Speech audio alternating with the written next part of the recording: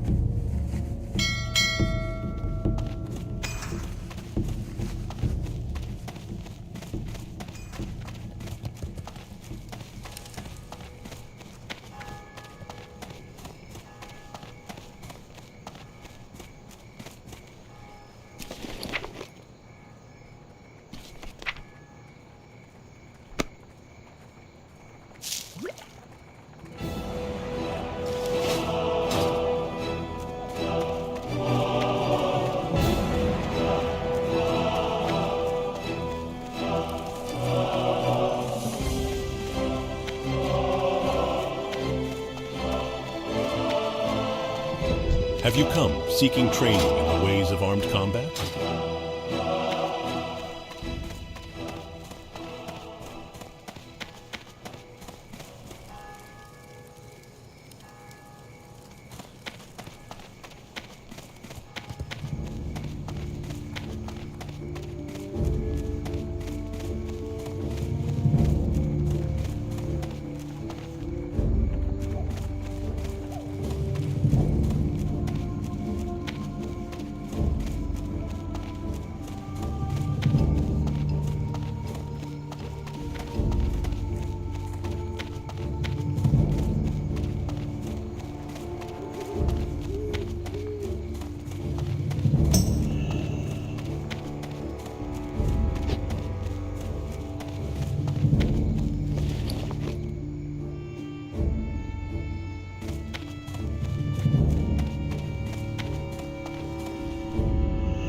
Where is it you would like to go, lad? For just a few coin, my griffins can get you there faster than even the swiftest horse.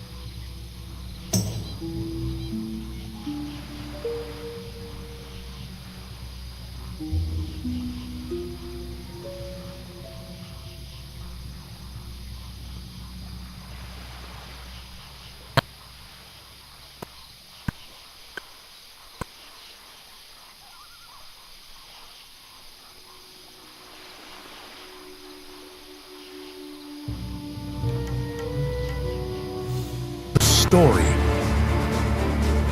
The story takes place in a small country named Iria. The country, steeped in rich history, is renowned for their mines abundant with a very rare crystal ore. Sword of Convallaria. Sword of Convallaria is a tactical RPG title featuring a classic tactical RPG gameplay, a beautiful new art style, and a choice-based story grounded in a sophisticated world.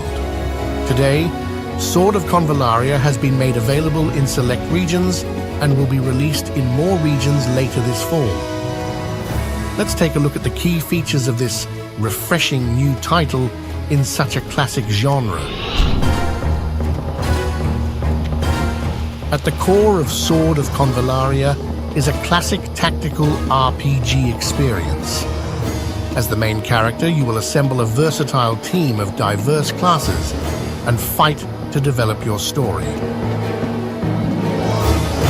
Characters in the game span various classes, each boasting unique mechanics and distinct styles. For example, some archers can employ Alert Shot, an ability that enables them to auto-counter in an enemy turn. Some units can knock enemies back, driving them into deadly hazards, finishing them with clean hands. As for the beast folks of Volda, they command the ability to traverse rivers with ease, launching rapid assaults and tactically retreating. In addition, the game environments feature interactive objects that provide a deeper layer of strategic gameplay, like these explosive barrels.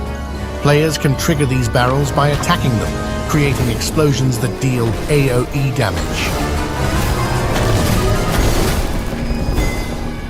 Another example is these grass tiles. Using fire element spells, players can ignite the grass and create barriers to hinder enemy movement. And by strategically utilizing the high grounds, you can strike at the enemy's weakness, securing your triumphant victory. Sword of Convallaria features a new art style known as NeoPixel. NeoPixel is a beautiful blend of traditional pixel art with a modern 3D engine. Unlike traditional methods, NeoPixel leverages modern illumination techniques that account for both the direct light source and the subtle reflection of that light within the environment. This creates a nuanced interplay of light and shadow, adding a tangible 3D depth and volume to the pixel art. NeoPixel's approach to color is also different. While some pixel art styles feature highly saturated colors, NeoPixel features natural hues that make the scene look realistic and immersive. This creates a level of sophistication unlike any other pixel art styles, crucial to telling the story of Sword of Convallaria. The story. The story takes place in a small country named Iria.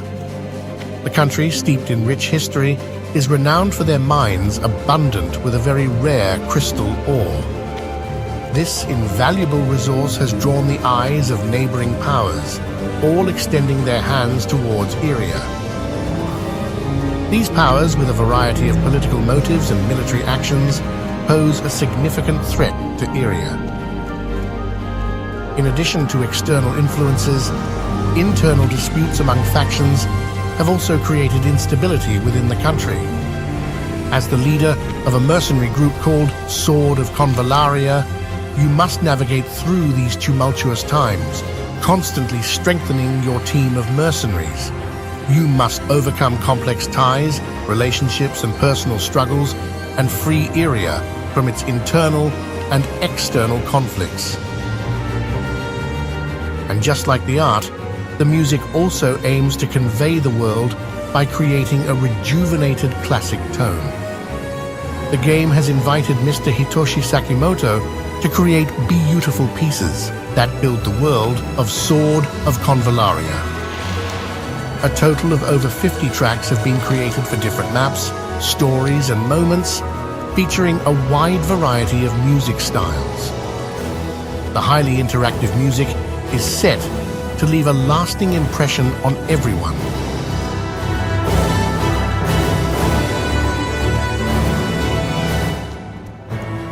Sword of Convallaria is making its debut in select regions today and is scheduled for a global release in the fall of 2023. With a classic gameplay, choice-based storytelling, and the beautiful neo-pixel art style, Sword of Convallaria embodies a refreshing revival, breathing new life into the classic genre. Subscribe to our channel and stay updated with this exciting new title. Thank you for watching.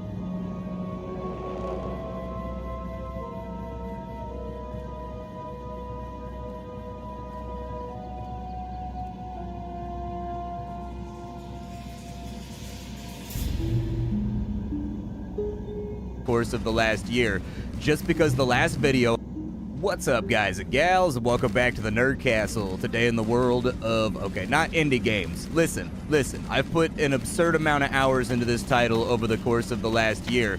Just because the last video I put out was talking about how it was eating up my life did not mean that at any point during the course of this year that it stopped eating up my life. I've put like 300 hours into this game this year, like, period. I just keep modding it and adding more stuff to it. And so it's that time where it's been long enough that I get to extol the virtues of MechWarrior once again and talk about the fact that everybody should be playing, checking this game out, and thinking it's loads of fun, especially if you are into modding and the modding scene. This is one of those games that actually has had a couple of DLCs since the last time we covered the game. So the content density has gotten a lot thicker, and then on top of that, it's also gotten a whole lot more mod support. And so a lot of things have happened to this game in 9 or 10 months since the last time we covered it. But today we're going to dive on in and play for about 30 minutes, and I'm going to talk about why MechWarrior has been one of those commonalities in my life since I was young that I've been playing for a very, very, very long time. And you're welcome to join me as I get nostalgic and I talk about why this game is great and why you can get an enormous amount of bang for your buck with this title. So for those of you that are uninitiated and have never heard of MechWarrior, what exactly is MechWarrior? Well, MechWarrior is a spin-off of the popular BattleTech tabletop game, a first-person in-cockpit shooter where you take giant 5-story tall robots that can weigh in excess of 80 tons, and you smash them into other people's robots until they explode and die. And you do that for profit, and you do that mostly for war crimes, because MechWarrior is a very grim, dark universe. In fact, with Games Workshop frequently screwing over Warhammer 40k fans with weird things here and there, there's a lot of people into MechWarrior that are also very much into Warhammer 40k. And so anyways, this is a popular place for refugees due to the fact that this is one of the very few settings that is pretty grimdark and nasty. Even compared to Warhammer 40k, this is a pretty bad universe where, like, they basically got rid of the Geneva Convention like 400 years ago because it made war criming really, really inconvenient. And so they just decided to roll that back real quick so that for the next 400 years or so, they could just do terrible things to one another. Along the way, one of the things I think people find very, very entertaining about this game is that it is a tinkerer's delight. This is one of those games that while playing it, you're going to get to customize and you're going to get to fiddle and, like, play with things and really, really choose a loadout that I think exemplifies you and your personality and the way that you like to fight in the arenas of war. You know, as of right now, I've got about 10, 11 mechs in this current run that I'm playing around with, and I like each and every one of them in their own way, except for the Charger. We don't talk about the Charger, and we also don't talk about the Cicada. Those are the two mechs that we really just kind of ignore, and we put them in the corner and we pretend like they don't exist. Other than that, though, there's something to love about each and every one of your mechs. If you wanted to think about it positively, each one of your giant death robots is kind of like a Pokemon. It has different methods by which it defeats its foes, in this case, by which it war crimes its foes, but each and every one of them has a special place in my heart and in my retinue, and I use them all for varying things. Wow, there is a lot of stuff on screen right now going wild and crazy. This current boat that you're taking a look at, this is my Daka mech. So this is a mech that has almost entirely machine guns. It has several machine guns that fire bullets that are like roughly the size of like 8-pound cannonballs. And then it's also got 2 or 3 cannons that fire bullets the size of a car door that explode on impact. And so anyways, this is when I'm feeling particularly orky. This is the boat that I break out to just really convince all of my enemies that I'm an absolute ballistic maniac that has no problem just shedding bullets all over the place. While you're customizing your mechs and going throughout the Galaxy and Sandbox gameplay, you're also going to be able to put together a squad, a team of other mercenaries that you are actually in charge of that will help you on these missions. You can see them right now on my bottom radar. There's actually 3 of them running. Oh my god, nuclear fire. I can see purple spots. Mom was right. I shouldn't look directly at the sun. The radiation tastes especially iron oxide-y today. Love that metallic taste in my mouth. But along the way, you're going to pick up friends, customizable pilots that you're going to bring along with you that will also pilot their own mechs. You can give them commands, and it will further increase your profitability in what is effectively a giant robot fighting, libertarian, super hyper, mega capitalist, neo-feudalist society in space. And speaking of the world and its play zone, this is the galaxy as we know it right now, divided up into factions. This is a universe right here that started writing in like the 80s. And so there's about 40 years of lore packed into this whole thing that spans from probably about the year 3000 all the way out to the Dark Age, which is way on down the line once everything has really fallen apart. And this is what I think is special about the game. There's kind of something relatable about the real world that I think everybody can get into with this title. And so like we'll walk through the various factions. Over here in blue you have the House Steiner. So there's definitely a big Dune influence on this game where there's like noble houses that are effectively the heads of like mega corporations that have like, I guess, wielded that control of massive amounts of assets into creating their own empires. Over here is House Steiner. They are known for having just a ridiculously absurd amount of money. All right, that's what Steiner is known for. They basically have infinite cash, and if you like Templars, Teutonic Knights in space, that's these guys. Unfortunately, with all that money, they tend to not have a whole lot of sense, so they tend to spend a lot of money, send a lot of stuff over for jobs that may not need 400 tons worth of mechs. They tend to throw the best that they have at everything and just hope that quality will do the job. Over here we have House Kurita. House Kurita Space Bushido. If you ever wanted to see a giant 5-story mech dressed up like a samurai with a giant balloon backpack while you've got like Taoist, while you've got like Shinto monks like banging on wooden things to like consecrate them while they're walking through the city streets, that's these guys over here. That's pretty much it. Do you want to fall on your own sword after you dishonor yourself? Do you want your underlings to do the same thing? Welcome to House Kurita. This is House Davian over here. They tend to be kind of like the good guys, or at least in a grimdark universe, about as good as they can be. I'll tell you that in their quest chain that I just did last night, they had me rampaging through civilian cities with the highest population density in the enemy sectors and just machine gunning everything that moves. But honestly, in the greater sphere of crimes you can commit in Battletech, that's actually pretty low on the list compared to like nuclear cleansing of planets and whatnot. And so anyways, this is House Davian. They're kind of like the de facto good guys of the universe. They're based on kind of like British-American alliances in space. They value democracy as long as that democracy works out in the way that they've got their thumbs on the scale to have it work out. It's kind of like a plausibly deniable democracy. There you go. Over here we have House Liao, which is not doing so great. They're kind of like the bad guys in the foils. And so it's, dude, this entire Nebulous is a product of the 80s, so the bad guys are like space communists, all right? And so like that's House Liao. They haven't been doing so well in the storyline. As it turns out, when you use one faction as the bad guy for every other faction, eventually they have to start giving up losses, and that's kind of where Liao is right now. The good news is they're just Capellans. So House Liao, for all the beatings they get from all the other faction, weirdly enough, totally deserve it. Like in a wide field full of really bad people, House Liao somehow manages to break through the bottom of the barrel and start coring towards the center of the earth when it comes to bad behavior. And so, you know, they kind of have it coming in the storyline too. Over here, this is House Merrick. if you like, winged hussars and, mechs that are dressed up like hussars with glorious cavalry charges while Sabaton plays in the background. Obviously, you're going to want to go for House Merrick. House Merrick is all about, like, freedom, and everybody just does whatever the hell they want as long as everybody stays in line. That means that with House Merrick, you could have a system right here that's completely tyrannical and fascist, right next door to a system that is just resplendent with human rights and amazing scientific advancements and everything else. And so House Merrick, they suffer from a lack of unity due to the amount of freedom they give all their underlings, and they frequently have kind of like these little splintered off wars that happen inside their territory where, like the fascist galaxy system and like the democratic system don't like being next to each other, and they just start like fighting until Merrick comes in and tells them to play nice.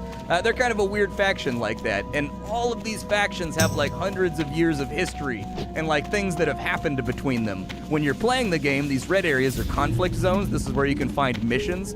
These little icons you're seeing are mercenary operation zones. This game has incorporated a lightweight version of Shadows of Mordor, where you have rivals. And so other mercenaries, if you're operating inside their territory, you never know quite what's going to happen.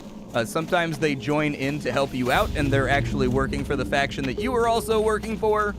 Other times they land, hot to trot, blazing guns against you, throwing a wrench into your entire mission because they've been hired by the OPFOR. It just kind of depends. As you defeat these guys, a little meter fills up, or as you interact with them, a little meter fills up. And as that meter fills up, you get various bonuses from a bounty hunter who specializes in hunting mercenaries. And so you're a little bit of a turncoat. You're kind of like getting your own people whacked along the way, but it's okay. Those people are trying to whack you half the time anyways. Over here, we've got, these are industrial systems. So just like Warhammer 40K, Battletech exists in a state of technological decay. They've been at war for like a half a millennia now. This used to all be the territory of a giant space government called the Star League that was kind of like the Federation. They were all about enlightenment, and they were all about like space exploration and science. That fragmented and fell apart. Technology started to decay. 500 years of war between all these factions, undercutting each other's logistics and blowing up each other's factories and things of that nature have meant that like new technology does not really come out anymore in the Battletech universe. In fact, they are actively losing technology as time goes along, and this war just continues to spiral out of control. So anyways, these are industrial sectors, these are areas that are reasonably safe, where the supply chain for the factions still exist, and you can find all the best mechs, all the best salvage, all the best parts, all the best guns are going to be in these little link sectors right here while you're flying around. Now, it's important to note that my game is heavily modded. Like, I have so many overhaul mods and things installed right now that if you install the game vanilla and you go to play it, your game is going to look nothing like mine. That's just the way that it goes. And the reason I'm so heavily modded is just due to the fact that like vanilla MechWarrior 5 is fine. But if you're a long-term fan of the game like I am, where you've been playing since you were like 6 years old, I started with MechWarrior 2, which was installed on like a Pentium 1 computer my dad got for his office computer for his business he was running at the time. He was a general contractor, and so there's downtime. You don't always have jobs to do. And so he had a computer for work, and also he would just sit there and play games on it and whatnot. Had MechWarrior in there. Ooh, a beachhead contract? Yeah, let's go do that, dude. We're gonna go invade somebody's planet and wipe out their bombardment guns. And so MechWarrior 5 is a perfectly fine product now with all of the DC if you play it vanilla. However, it ultimately suffers from a lack of customization that I think long-term fans like me desired. And so that led me down the rabbit hole of modding the ever-loving hell out of this game to the point where I've got like flight wings of fighters that I can summon on in. I've got huge amounts of customization that I can play around with.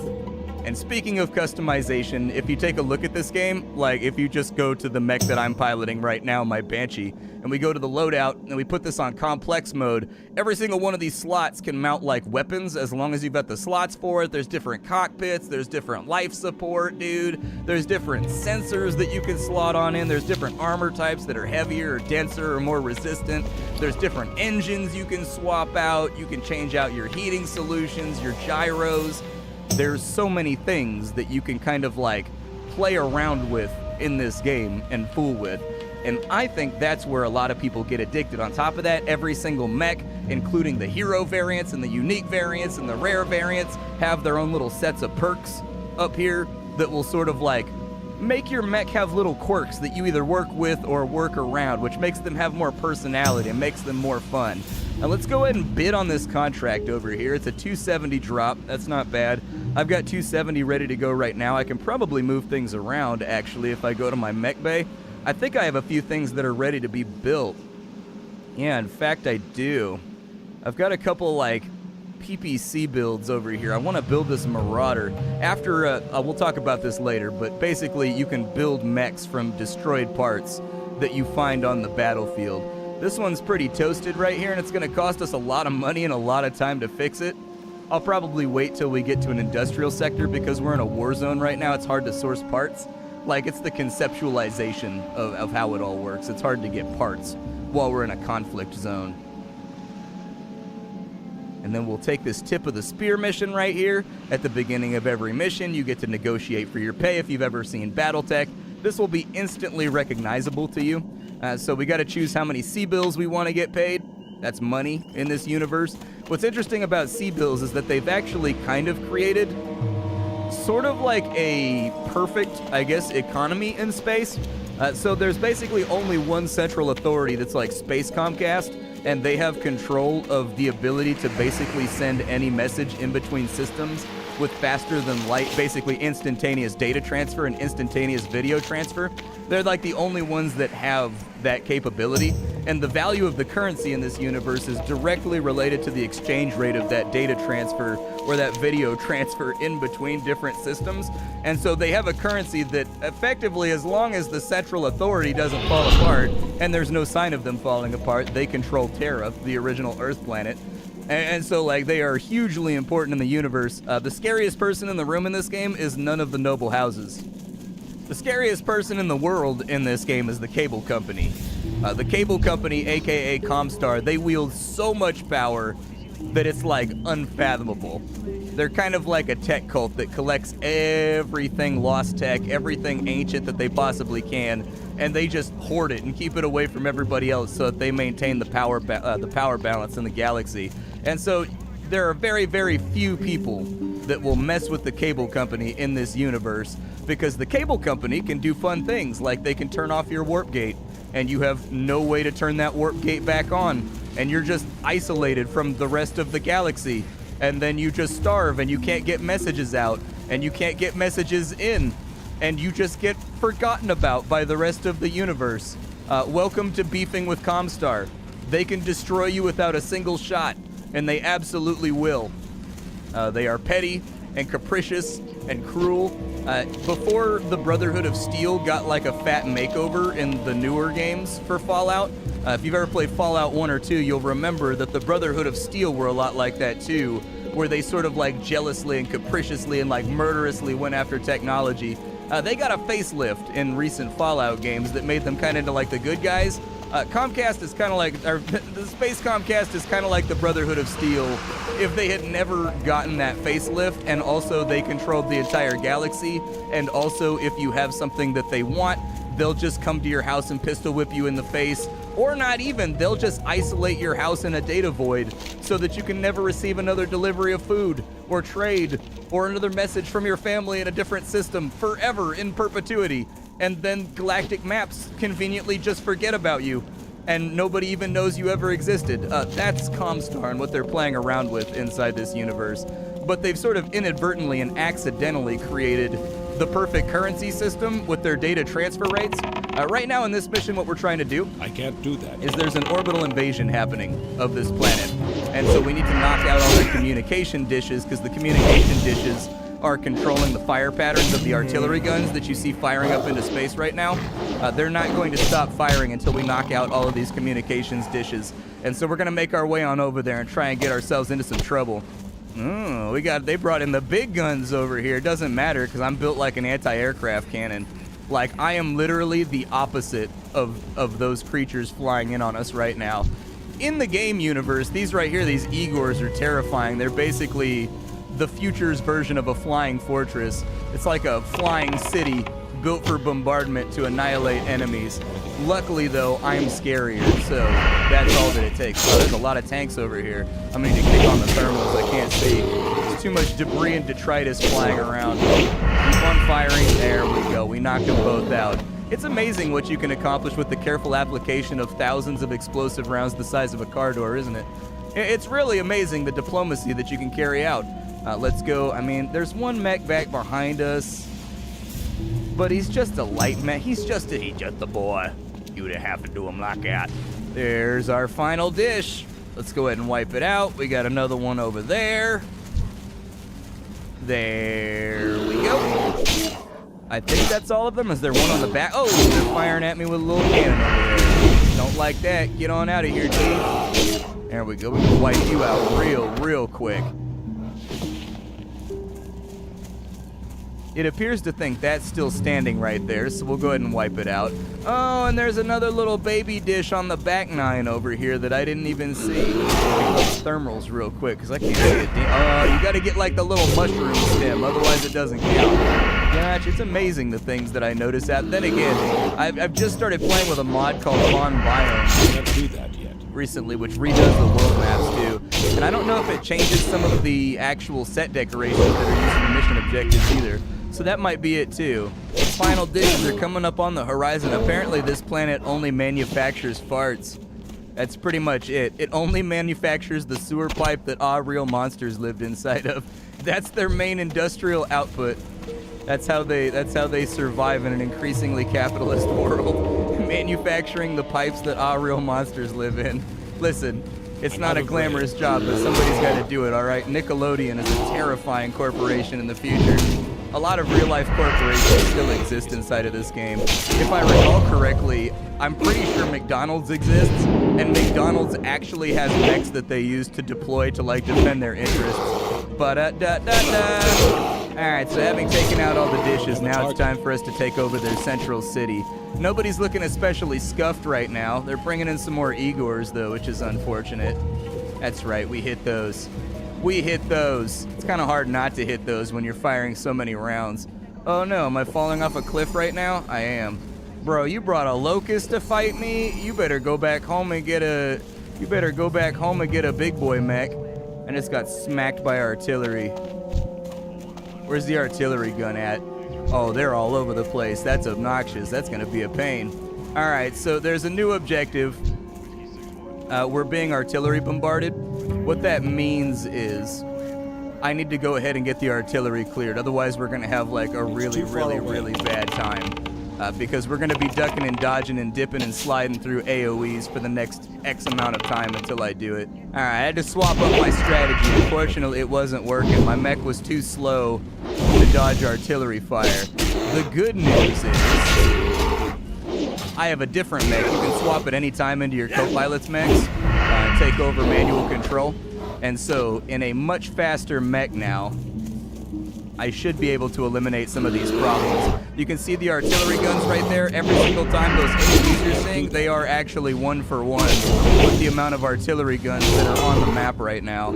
And so like, we kind of just want to wipe these out and get them out of the way. That way we can capture the city in peace.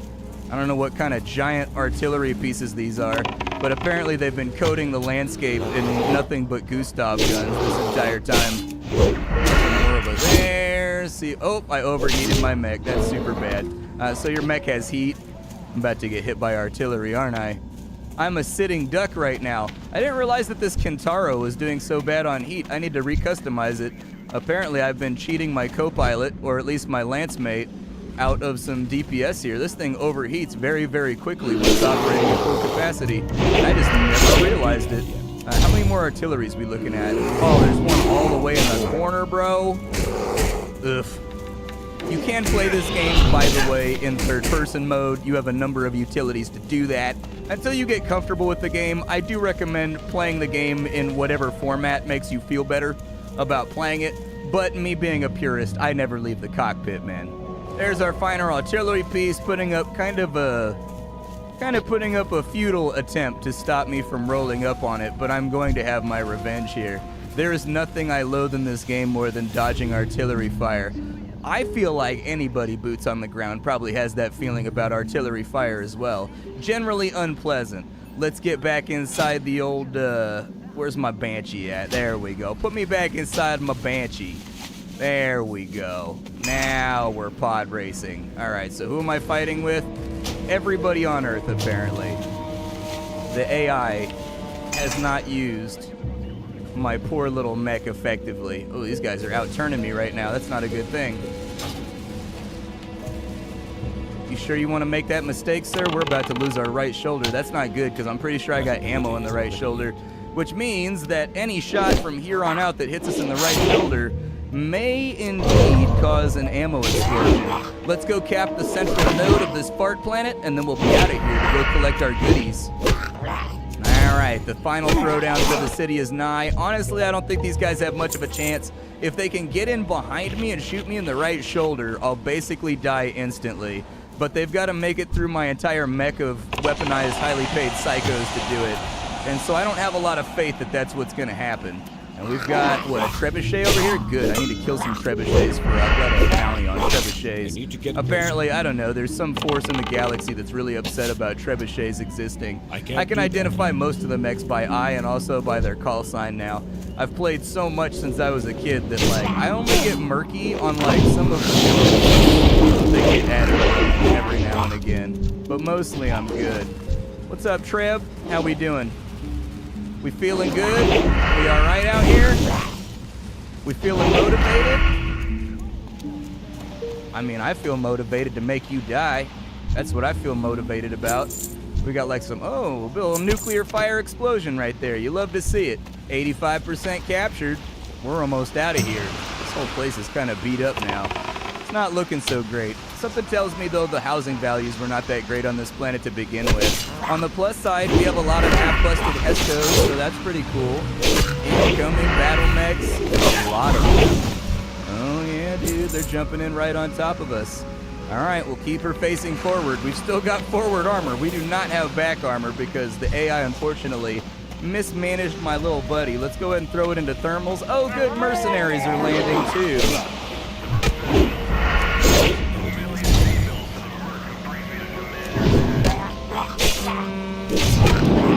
Not good. Not ideal, in my opinion. You guys should stay with me. Force them to peek that hill right there. Oh boy, we're under fire. All right, we're pretty surrounded right now. I would suggest, yeah, maybe engage in this direction first. We'll just kind of try to put a whole lot of hate and violence on these dudes. It looks like, I don't know if they're independently fighting right now.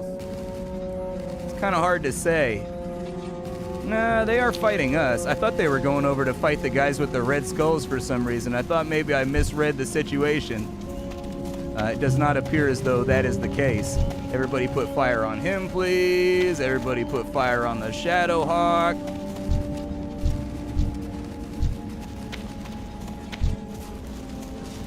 Oh boy, I'm getting chewed on pretty good right now, aren't I? I'm getting chewed on pretty good.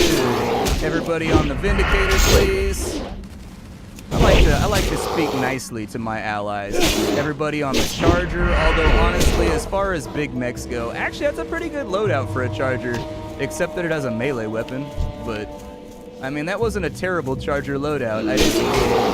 Usually I see Charger loadouts and I'm instantly like, I hate that. I hate everything about it. Make it go away. I don't want to look at it anymore. Let's go ahead and open fire. Shadowhawk's putting missiles on me, unfortunately. Armor's getting a little bit weak. All right, good stuff. Go ahead and get the awesome boys. I think that's our final contact. Nope, we got two more contacts. We got a Jaeger mech and we've got an awesome. Get the awesome first. It's actually kind of hard to pick who we should go after first. Both are kind of a liability. Jaeger mechs kind of have the armor capacity of a banana peel, but they hit really, really hard. They're kind of, I'm like a bigger, badder version of a Jaeger mech in my current Banshee build. So I'm built the same way. My armor's pretty thin, but I hit really hard from really far away. And down goes the enemy. I think that's a successful op.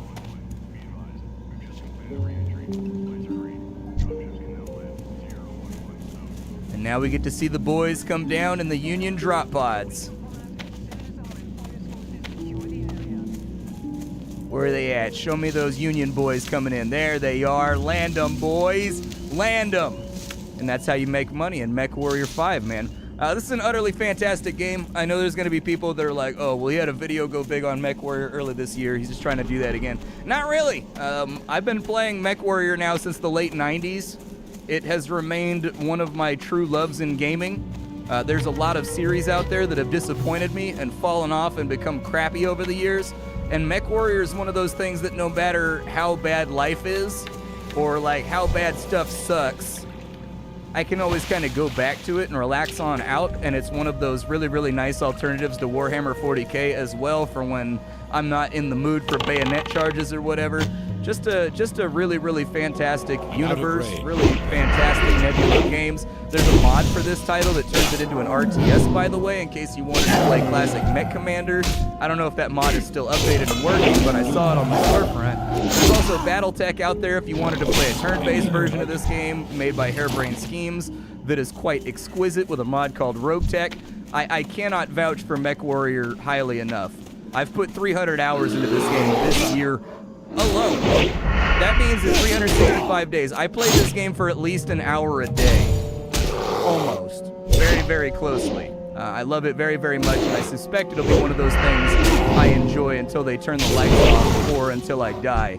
Before I go, I figured people would ask what mods I'm currently running right now, so we'll go ahead and show you all of the mods that I have going on. I've got Von Biomes, that makes the maps nicer and more purty and more interestingly laid out. Pilot Overhaul, must-have mod, adds kind of RimWorld-style perks, development level-ups, and flaws to your pilots as they get wins and losses. Coyote Mission Pack, 100% required. Coyote Mission Pack adds a whole bunch of new types of missions and variables, and also kind of like a roguelike feel, where it randomizes a lot of the missions, where there's kind of like intermediary events that can happen that make the missions more interesting. War Effects, that's kind of a lighting and sound effects mod. Yet Another Mech Lab. All of the Yet Another Mech Labs required. You're going to want those if you like to customize stuff. Cockpit glass just makes it look like there's glass in my cockpit when it's raining or snowing or anything else. Snow accumulates on the glass and whatnot. TT Rules AI mod makes the AI a lot better. They play really stupid in vanilla, and that fixes it. Corn's Sound mod. Sounds of the Succession War, I think, is that one right there. That one makes all the sounds sound better and more clanky and more bangy and more boomy. We've also got Star Map Mouse Over. That allows me to look at missions without going to the system and see all the specifics, so I don't waste time. We've also got Advanced Career Start, which basically allows you to start your sandbox off with whatever parameters you want. It just makes the game more customizable. You gotta have that for mods. We have an Armor Recolorer because the armor coloring is kind of bad in default vanilla. This adds compass headings for north, east, west, and south. We've also got Heat Gauge. That makes my Heat Gauge look more colorful. And then the rest of these that are Yet Anothers, those are add-ons for Yet Another Mech Lab that add more mechs to the game, more guns to the game, more things to the game, and just make it way, way, way more replayable. On top of that, the game also has a major narrative now that takes 5 or 6 hours for like every single faction in the game, except for I think like Liao and maybe Merrick. Like there's definitely a Federated Sons campaign, there's definitely a Karita campaign, there's definitely a Rosselhog campaign, and each of those is quite long actually. You're gonna play them for probably an entire day or two of play sessions until you get done. I did the Federated Sons one last night for the second time and it held up. It was really, really fun. It took a long time though, it was longer than I remembered. But anyways, but my name is Splattercat. I sift through the pile to find what's worthwhile in the world of indie games every single day, so you don't have to. Today we weren't doing an indie game. Today we were playing MechWarrior. It was awesome, and that's the only reason that I need. I'll see you all later. Thank you for hanging out, and that's about all I got. Bye, folks.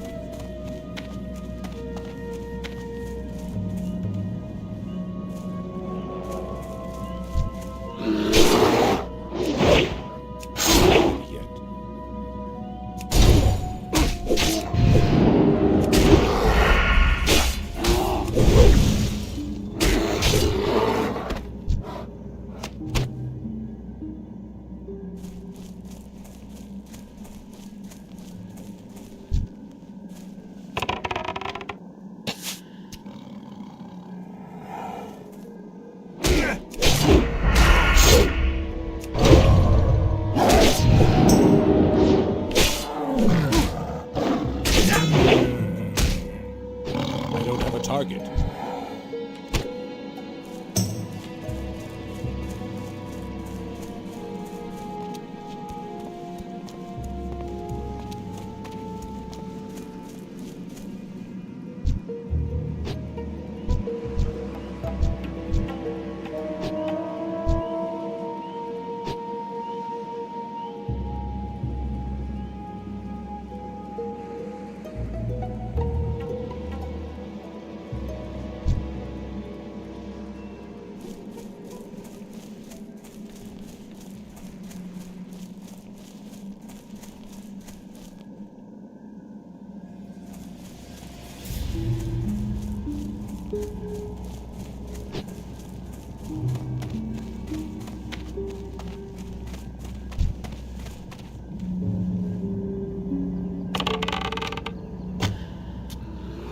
That ability isn't ready yet.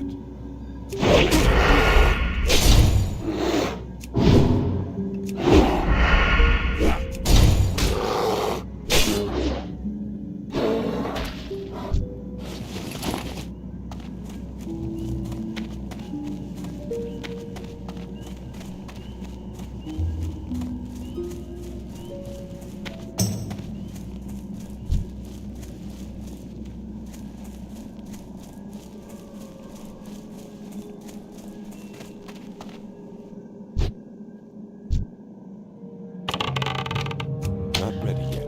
I can't do that yet.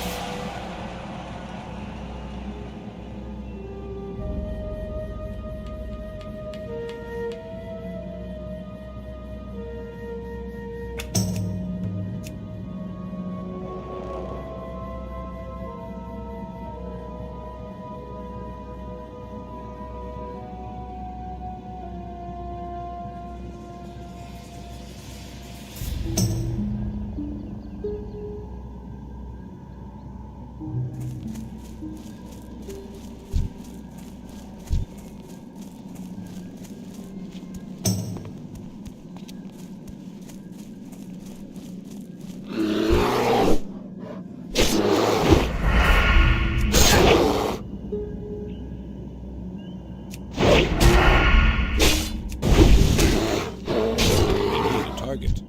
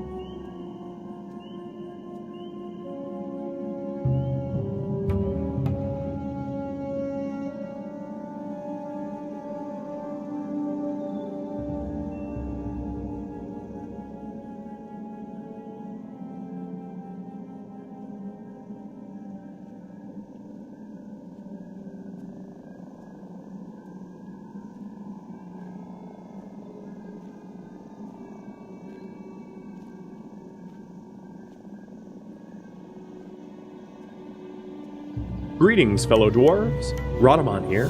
Thank you for tuning in to a brand new series playing Dwarf Fortress called Taming the Wilds. If you would like to skip the setup of this scenario, please use YouTube chapters, and additional information about the series may be found in the description of this video. Episode 1, Taming the Wilds. Before I start, I should explain a little bit of what is Dwarf Fortress for the uninitiated. It is a construction and management simulation game where you play in a procedurally generated world where the player indirectly controls a group of dwarves in an attempt to construct a successful and wealthy fortress. This is Fortress mode. There are other modes, but I'm playing Fortress mode. I'm going to be playing very methodically, which also means slow, covering a lot of the in-game mechanics, and also building to be very aesthetic and efficient. It's not exactly a tutorial series, because again, I'm not an expert, but you should be able to learn a lot from this, because I've put enough hours in to kind of know what I'm doing. Alright, right at the start here, we're going to generate a new world. So I'm going to create a new world, and this just explains some of the world generations, and I am leaving everything to default. So this is going to be a medium world with 100 years of history. The number of civilizations, sites, beasts, savagery are all medium, and the mineral occurrences everywhere. One caveat I would say is when you're generating your own worlds, probably try it on the default, and don't mess with the mineral occurrence, because there is a lot of issues with trade and trade volume, and if you tamper with the mineral occurrence, you're in for a bad time. So let's create a world. And what will happen here is it will procedurally generate sort of a islandy, continenty thing, and then create 100 years of history for us to play into. So right now it's generating the terrain, and rivers, lakes, setting up the minerals, mineral scarcity, vegetation, and then plopping in civilizations with their own history and developments. Which is pretty cool. The events up on the top left aren't particularly important for you to be appraised of, or at least not that I've noticed. These are just large world events that happened, and it's just taking note of random ones as the years truck along. And we're up to year number 95. Once you hit a year 100, you can either play as it is, or you can return back to the menu. So here it is. We are in the Age of Myth, year 100, and this is the wondrous realm of wind. All right, let's play. The next thing to do is embark. So one of the tricky things about embarking is there is a lot of map tiles that you can settle, and not all of them are really well suited for new players. In fact, some of them are horribly, like a terrifying map tile with a heavy aquifer. Yeah, don't do that as a new player. So here you get a choice between Fortress and Legends mode. I'm going to be playing Fortress mode. That is sort of the default. And then it passes a few weeks to get things ready. And the months, as you can see, are granite, slate, and so on and so forth. So I'm going to be skipping the tutorial because I want to be able to pick my own fortress location and not be saddled with a tutorial which is just window menu UI. And I'll be doing the tutorial myself. It might not be as complete as the in-game tutorial, but at least it's supplementary. So if you're a new player, go through this tutorial, but then also this video should be able to help as well. So one thing that I should say is I really like worlds that aren't individual islands so that you can traverse them. This world does not meet that criteria, but I think it's okay. If we take a look here, there is a channel here which separates the north and the south. So if we settle on the south or settle on the north, there's not going to be an easy way to get to the other side. Think of like Westeros and the inland sea with the Dothraki on the other side, something like that. It also looks like a lot of the civilizations are down here in this mountain range, and here in this mountain range, and not a lot up top north, but that doesn't really matter. What I'm going to do is I'm going to click Find Embark Location, which is here, and I'm going to say, give me Savage Lands. So there's 3 types of lands. There's Savage, there's Normal, and there's Calm. And this just sort of affects sort of the creatures that you see. Calm creatures are going to be easier to hunt. They're not beastly and large and dangerous. And then Untamed Wilds or up savagery is particularly larger creatures at times. Then there's also Spirit. Spirit is way more of a dial for difficulty, whereas Evil Spirit would be very difficult, roaming hordes of necromancers, that kind of thing. Whereas Good Spirit is very gentle. I would say that you probably don't need to play on Good Spirits, even as a new player, as long as you understand the fundamentals, because regardless of the spirits and savagery, a lot of the initial failures of a fortress is going to be like dehydration, starvation, that kind of thing, or digging too deep too fast. But I'm going to be playing on Untamed Wilds with Normal Spirit, I think. And then I'm also going to say Flux Stone Layer, yes. I highly advise new players to do Flux Stone Layer. What Flux is allows you to make steel. Trade is pretty limited in this game, and if you don't have Flux Stone on your home tile, it's going to be very difficult for you to make steel, which is one of the most efficient materials in order to make arms and armor. So if you don't have Flux Stone on your home tile, you're going to have to buy it all, and that's going to be real rough. And then aquifers, I'm going to say no. What an aquifer is it's underground water. And because we're digging down, when you hit underground water, it becomes very difficult to descend deeper into the mountain or earth. And aquifers, light aquifers you can kind of deal with, where you wall them up and dig through them. Heavy aquifers are even harder to deal with. At that point, you start needing to use floodgates and pumps. It's not new user friendly, so I'm going to turn those off. And then what's going to happen is it's going to sort of scan the map for locations that meet my criteria, and they'll turn green, and then partial matches are turning yellow. So these are all the potential spots that it could settle into. So there's a spot down there. And then I'm going to just look over all the spots. And what I'm going to be looking for is, because I'm a relatively new player, I want to settle somewhere with a decent amount of trees, if possible, because having an easy access wood source is very handy early on. I don't want something that is too cold or too hot. Temperate would be ideal. And then I want something with neighbors nearby, but not on top of me, so that there is trade and interaction with other factions, but there isn't, horrible things showing up on my doorstep constantly. And this continent looks not hopeful so far. I don't really like settling way west. I'm hoping... No, none of these forests are applicable. Come on now. I might have to generate another world. Luckily, that goes pretty quick when I'm not trying to explain how this all works. So So let's hope that is the case. Oh, there's a tiny bit of forest up north. And down there too. And then once it's done scanning, we can analyze each individual tile to try to pick our favorite.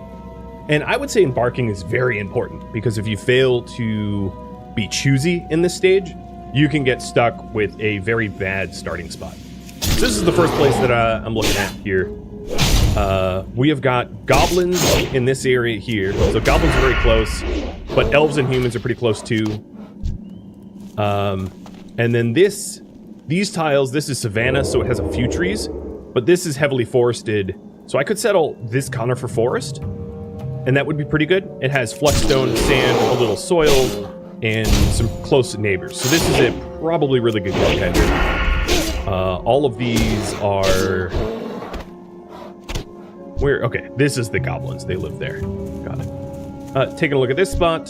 Whoa, this is oversettled. I don't want to be here. I like broadleaf forest, but that's a little too busy. So yeah, we're going to go with conifer forest. I don't think I was going to pick out here. This is all swampland and marsh, and it seems very remote. There's like almost no one nearby. So yeah. Where was it? It was here. Now, I could settle on this brook here. That wouldn't be terrible. That would give me the ability to drink water. One of the big things in Dwarf Fortress is you have to feed your dwarves, and they have to basically be drunk all the time. They can drink water, but it will upset them. Children do need water. Speaking of water, hydrate. But brooks will freeze over in the winter, so you have to find underground water sources at some point. But yeah, let's settle a brook. Why not? So it looks like there are goblins that live here, but whatever, I don't care. And then the only thing to note is you don't want something with a light or heavy aquifer, which is in the purple up top. That would be a problem. And then sand and clay just allows you to make glass and pottery, clay pottery. Not a big deal if you're just going to focus on like rock or whatever. So I'm going to say embark somewhere on this river. I'm going to put the river to my north like that. Now, you do have the ability to prepare carefully, but I would advise if you're new to just hit play now. The reason being is there's some things that if you don't bring with you, when you're preparing carefully, you're screwed. Like, absolutely screwed. If you don't bring an anvil, or you don't bring picks, or you don't bring an axe, it's going to be a bad time, because you're basically going to be stunted. Majorly stunted. And then I'm going to leave enemies on normal, economy on normal, no custom settings, everything default. So let's get right to it. The only disadvantage of playing immediately is you don't get to really name anything. Like your fortress or government or whatever, but whatever. So, a Dwarven outpost. You have arrived. After a journey from the mountain homes into the forbidding wilderness beyond, your harsh trek has finally ended. Your party of 7 is to make an outpost for the glory of all of... Stesoperal? Yep, off to a good start. I don't speak Dwarven. There are almost no supplies left, but we are here. This place is going to be called Zolud Mebil, or Future Tomes. Nice. I can dig Future Tomes. So right at the start here, I'm going to pause, because we need to take a few things in and analyze our terrain and surroundings. So let me, 1 second. Let me explain some of the fundamental concepts right at the start here. So this is the finite zone that you have. There are Z levels and elevations. We are sort of in the highland. As you can see, trees are everywhere, so there's going to be plenty of wood. There is this river, this brook in the middle. It is passable on foot. It will freeze when it's cold. We're right in the middle with a wagon, and this wagon has some cloth and seeds and tools and weapons and meat, or things to drink and things to eat, that kind of stuff. We're also going to start with 7 people. So we have the expedition leader, who's very important, or she's very important, and then 6 other random people with some pets and livestock. So we have 3 dogs, 3 cats, 4 cats, We do have a 1 guinea hen, so that's an egg layer, and then 2 horses, male and female. I'm probably going to want to geld... Oh, no, these are all... Okay, I'm going to want to geld the stray male kitten because cat explosion. Basically, you get so many animals that it bogs down your hand. We have some ponds, which are good for fishing and water in a pinch if it's not winter. And then a lot of like overland crops. Things to do right before you even start playing. What we want to go is go into labor, which is down here. Let me explain the UI a little bit. So you up here you have your wealth, trade information, that kind of stuff. This gets unlocked when you have a bookkeeper, but I'm not going to get a hell myself. So then there's population and how happy they are. So we have 7 people on neutral happiness. Stockpiles, and these stockpiles are going to be, some of them are going to be sort of guesses because I don't have a bookkeeper keeping track, but you can hire a bookkeeper to get an exact count. So it says like, oh, kind of 30, right? Food, drinks, seeds, meat, fish, plants, and other.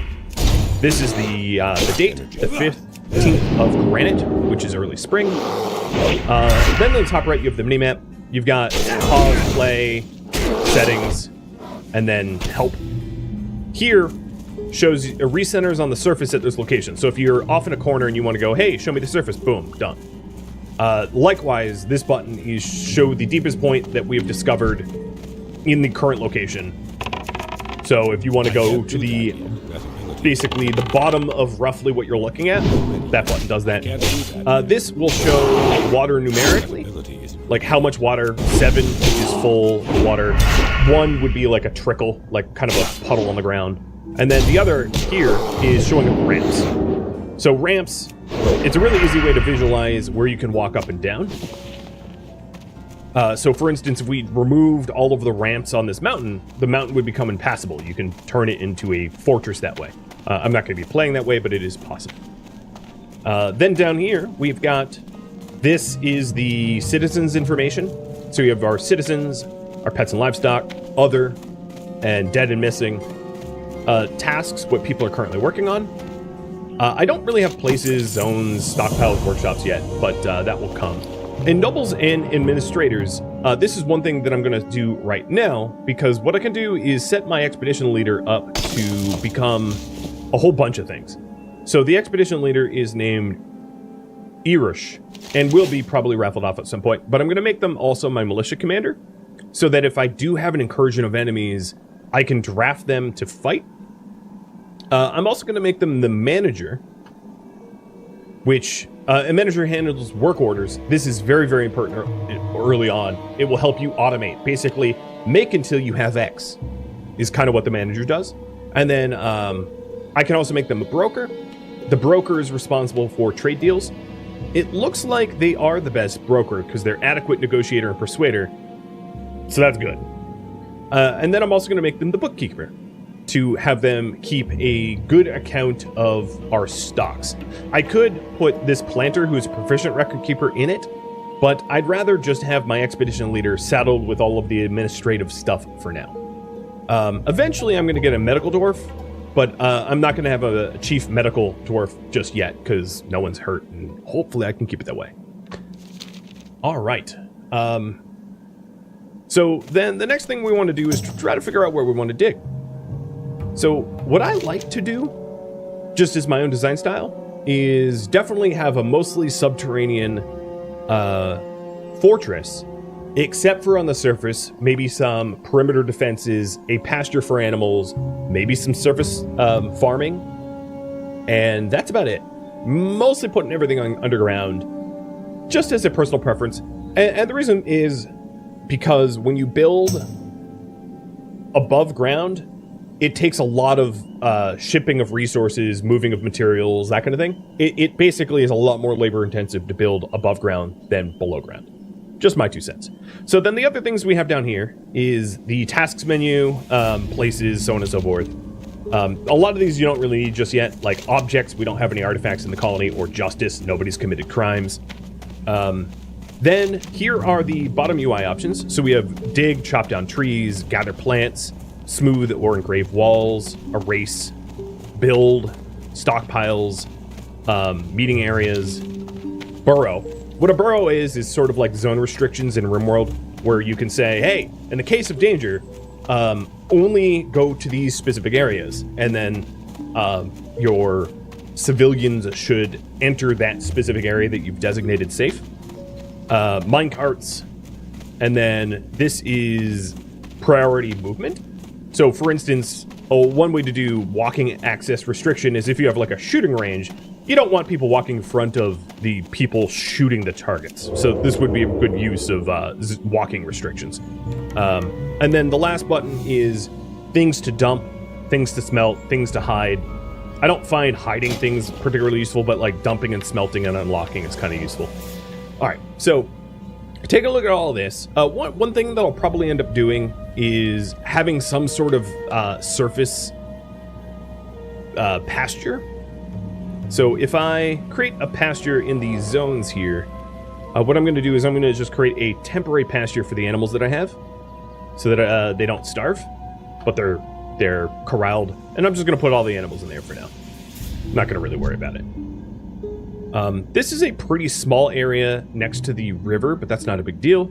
So then the next thing I'm going to do is go to my labor here, and I know I'm moving really fast, and I'm going to say to the mason, the expedition leader, and the miner, they all should be miners, and then this button locks them into only that job. So the miner, the mason, and the expedition leader can only mine. I'm only allowing them to mine on purpose.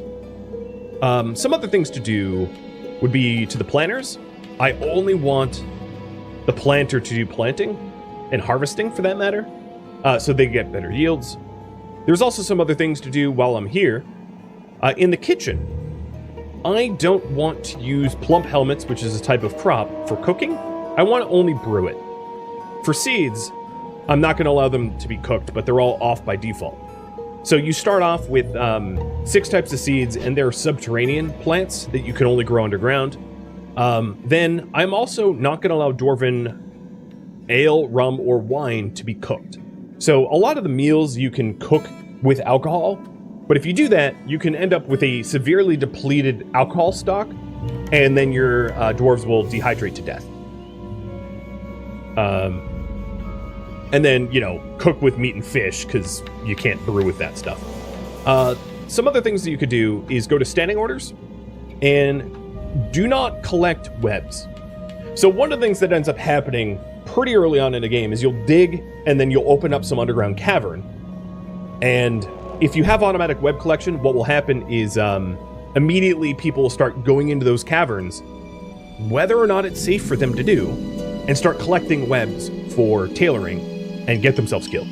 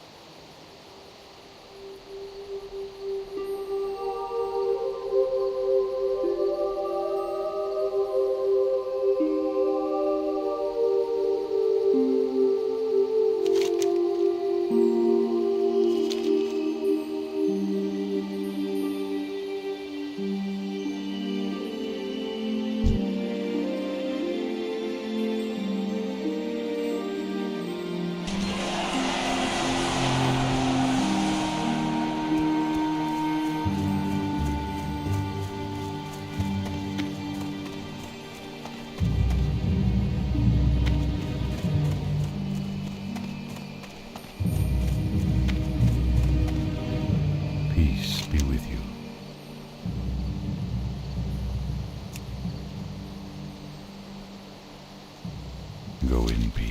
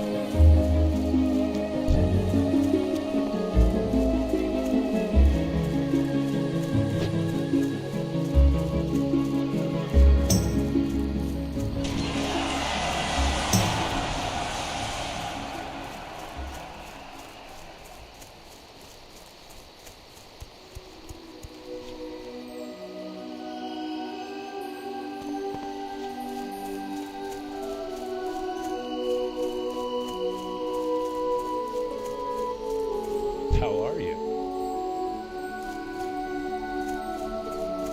What can I do for you? Greetings. Or the Alliance.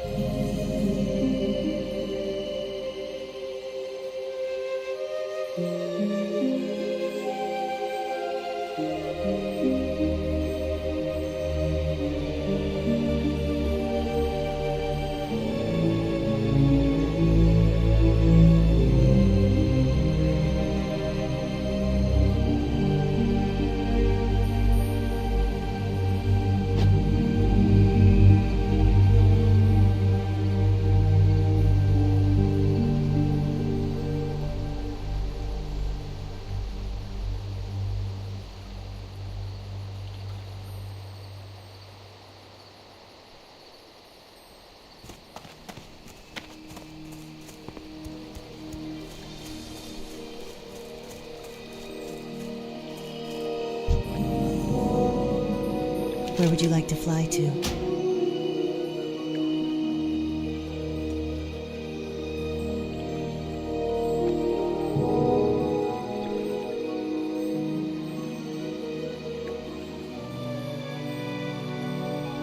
Farewell.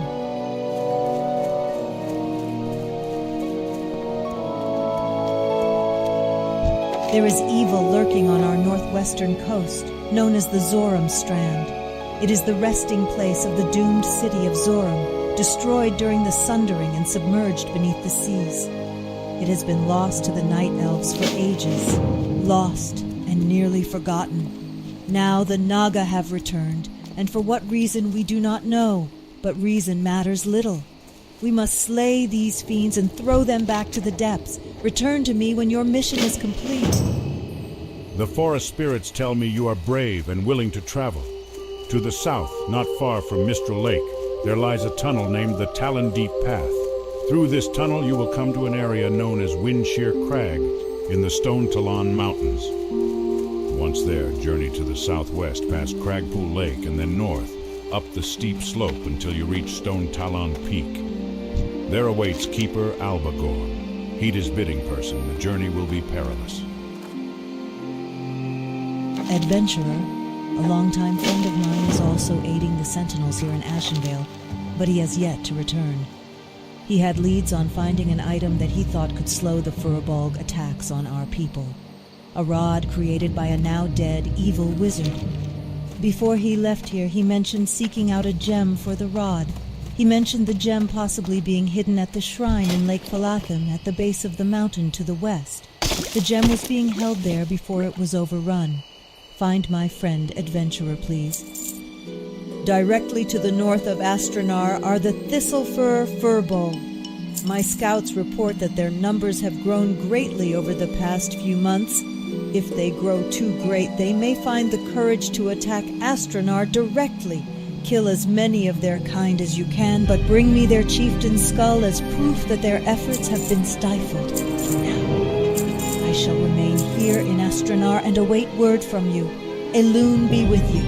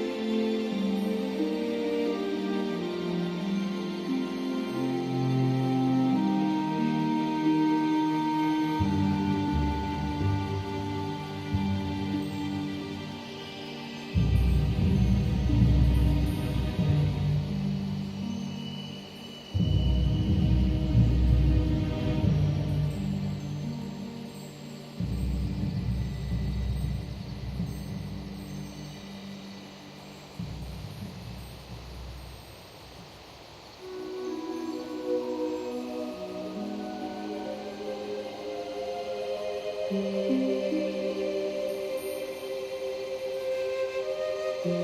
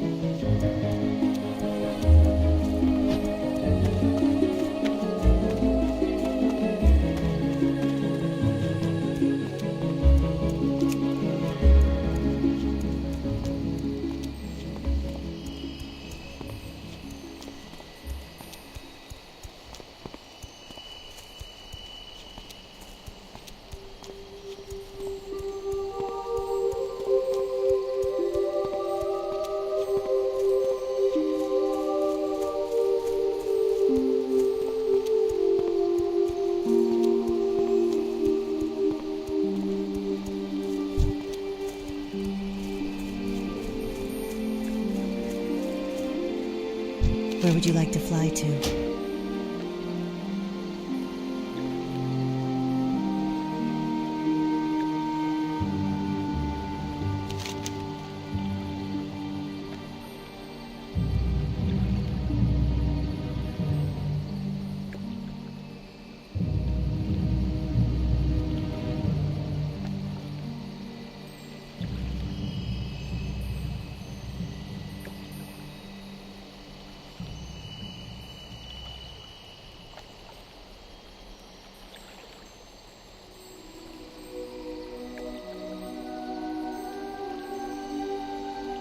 Be careful.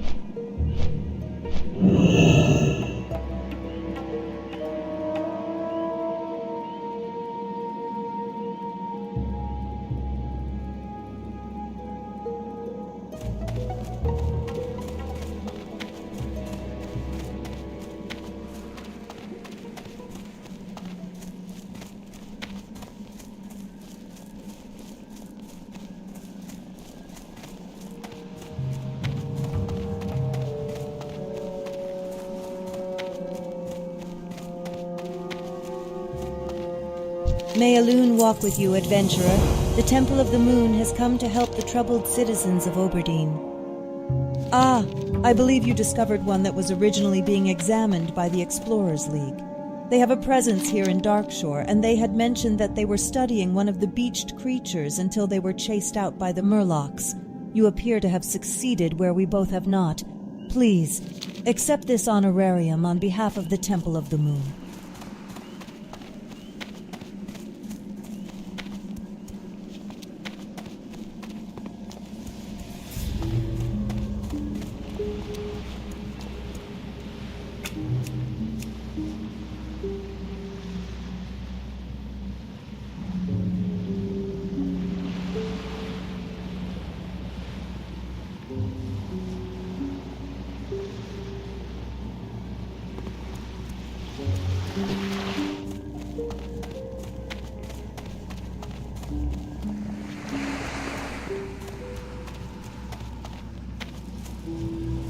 What an honor it was when Master Grey Whisker assigned me to work under the guidance of the great prospector Remtravel.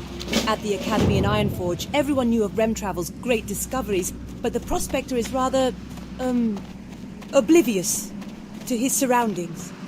We had uncovered evidence of a great society. Horrible golems sprang forth from the ground and overran the site. Remtravel never seemed to notice. I ran back to Oberdeen for help. Please travel south and see if the prospector is okay. Adventurer, I've come to find out how rampant the effects of Fel Moss are throughout Darkshore. The corruption of Teldrassil and our surrounding lands really concerns the druids of the Cenarian Circle and all Night Elves. It is my goal to find out why this has happened and to put an end to it. Adventurer, your skills have already helped me in my endeavor. Could I impose on you again to help Grimclaw and his master Volcor?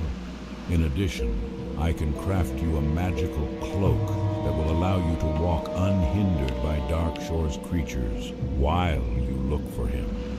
To create the cloak, I'll need 5 fine Moonstalker pelts from a Moonstalker sire or matriarch to have enough material.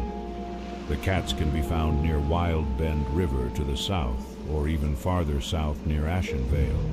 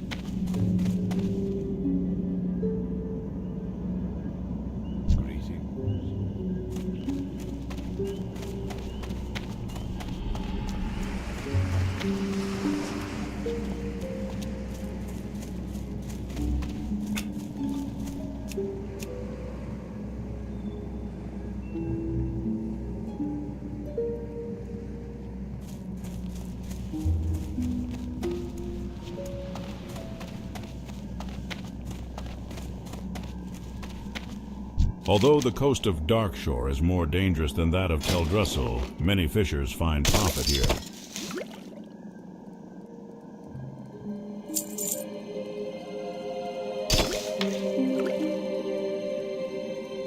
this, my children.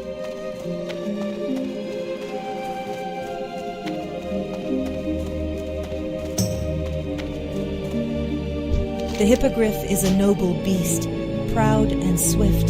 They are an honor to train and can quickly take their rider a great distance.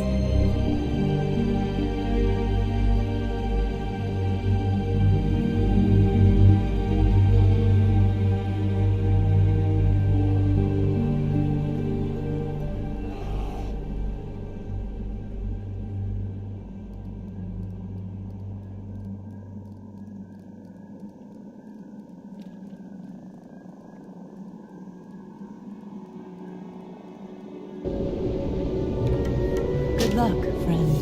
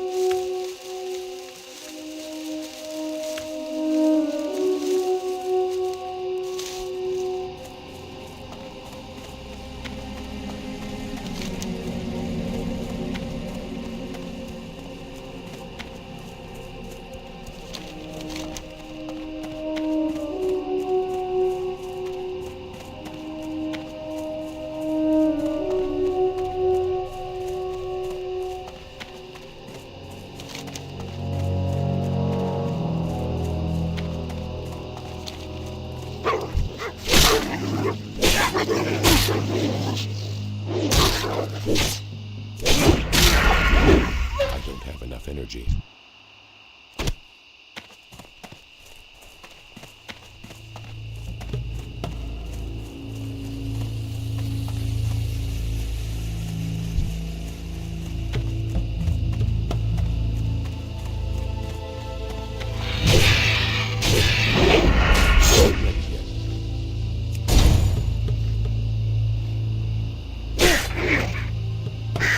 Target.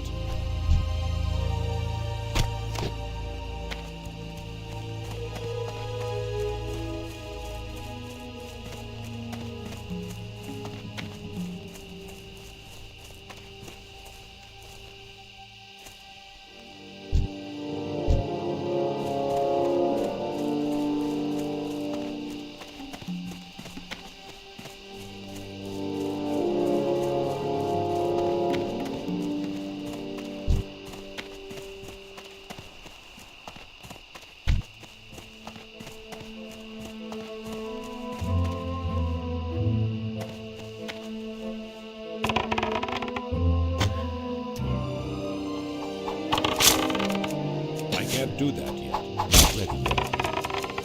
That ability isn't not ready yet. I can't do that yet. That ability isn't ready yet.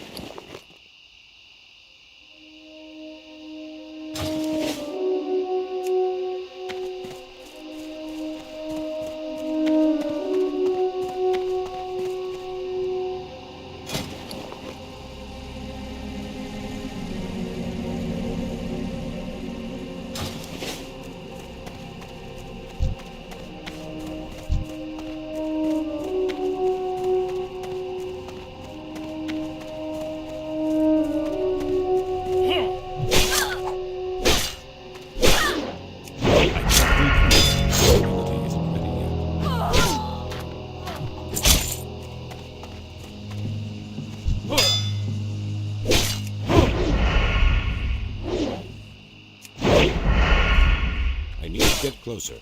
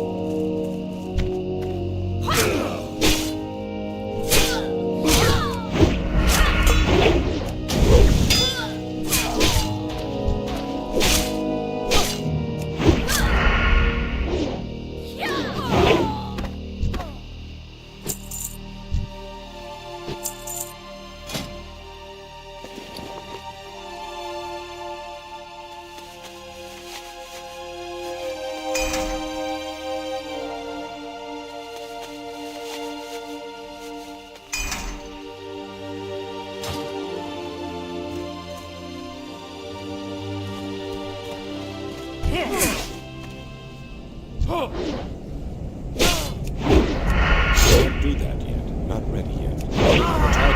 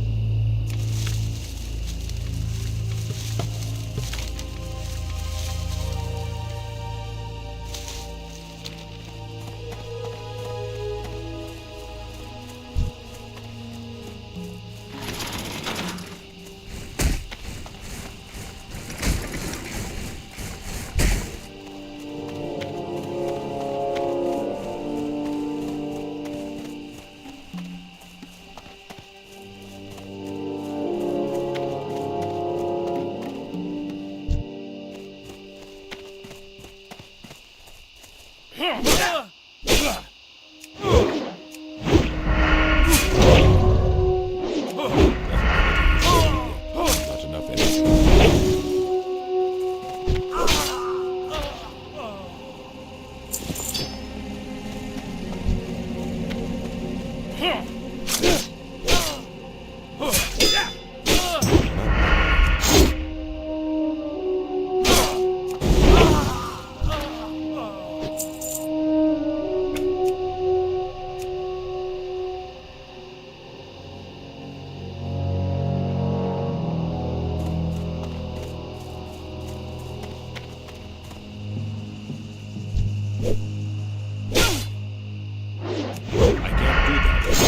Ready yet.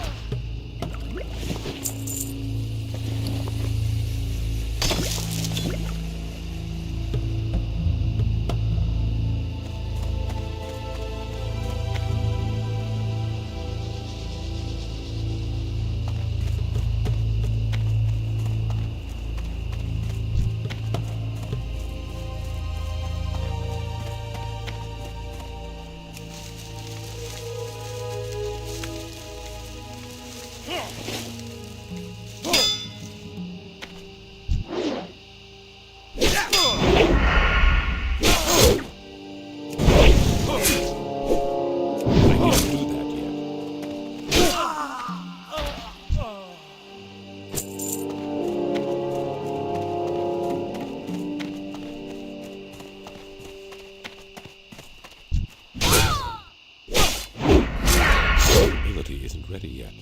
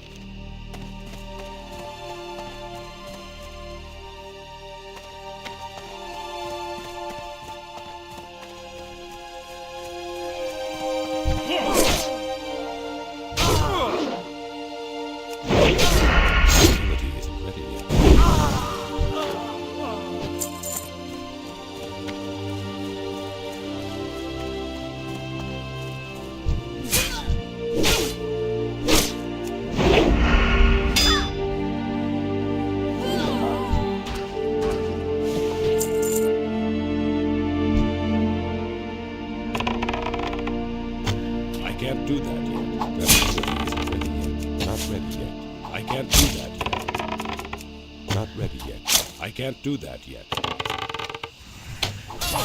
That ability isn't ready yet.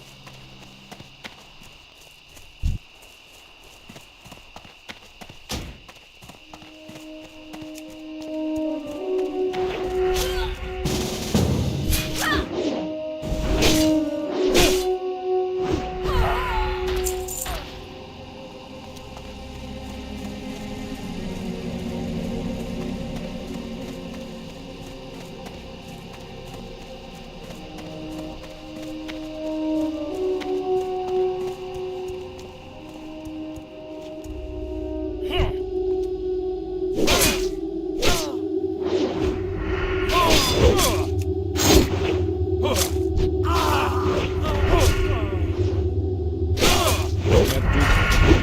Not enough energy. I don't have a target.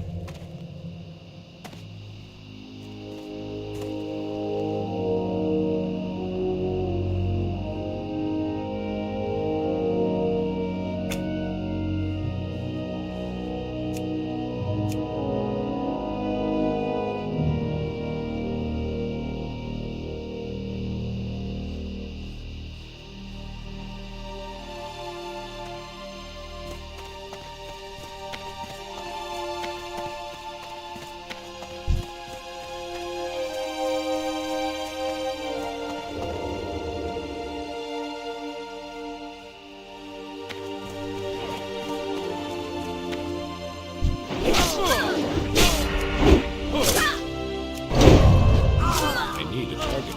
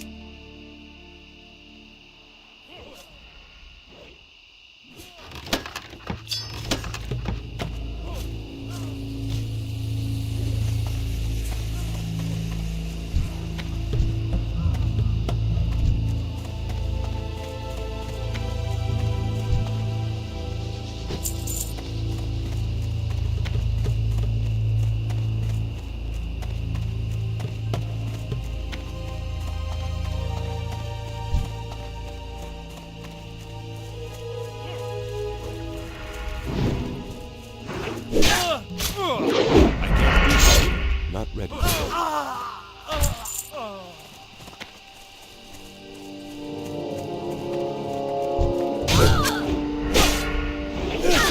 I need to target something first. It's too far away.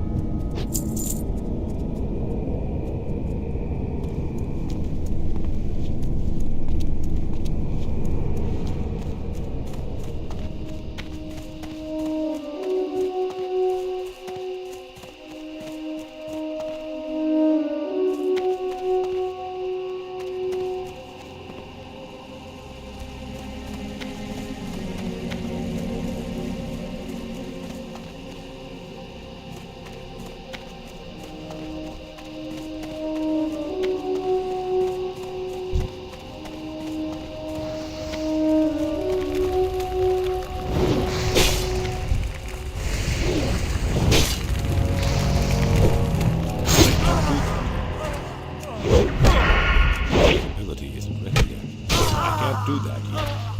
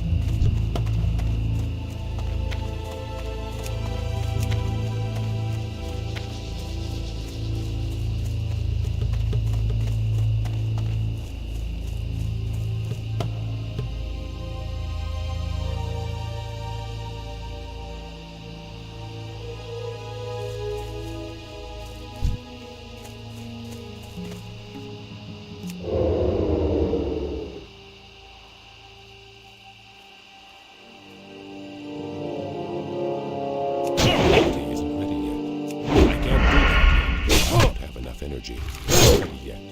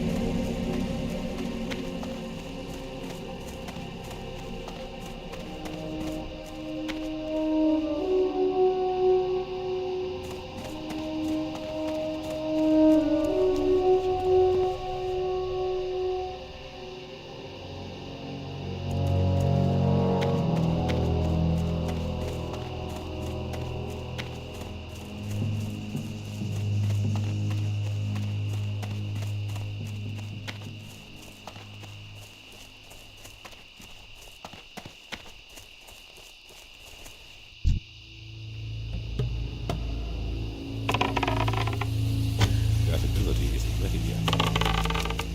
Not ready yet.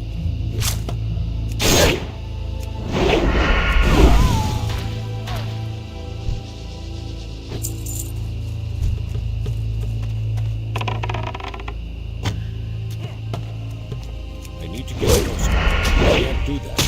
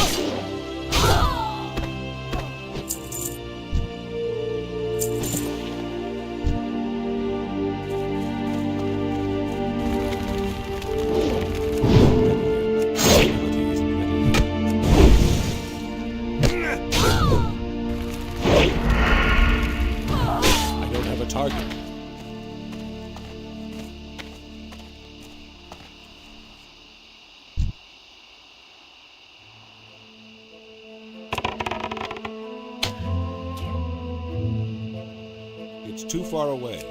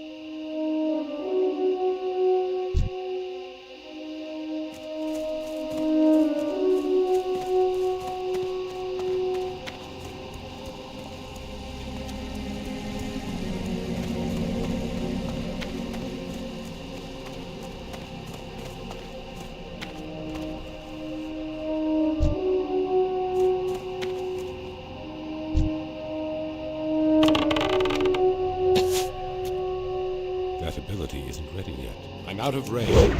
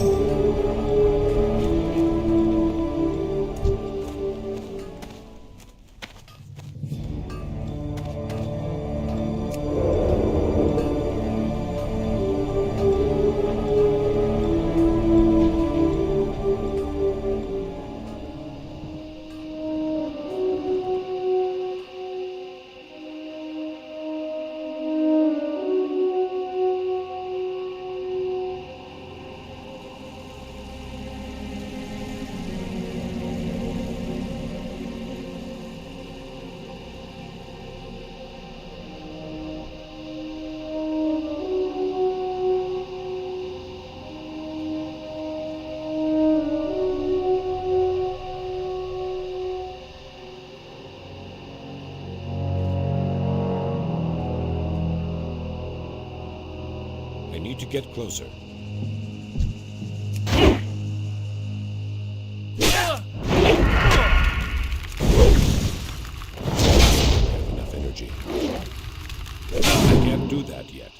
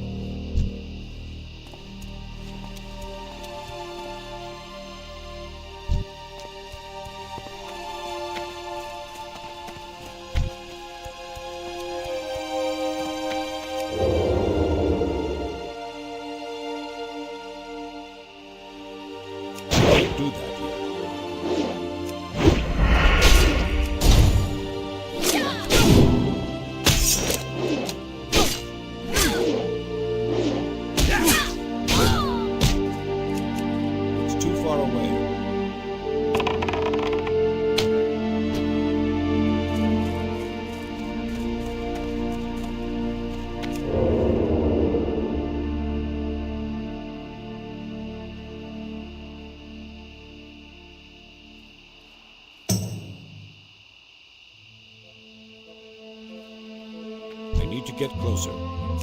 Ready.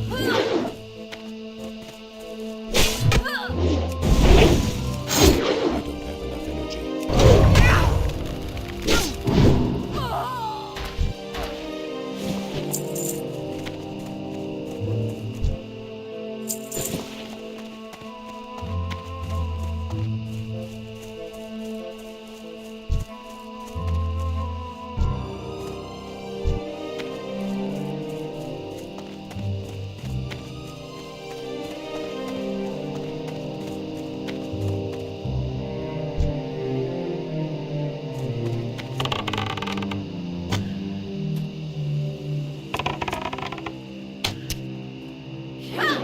Can't do that yet.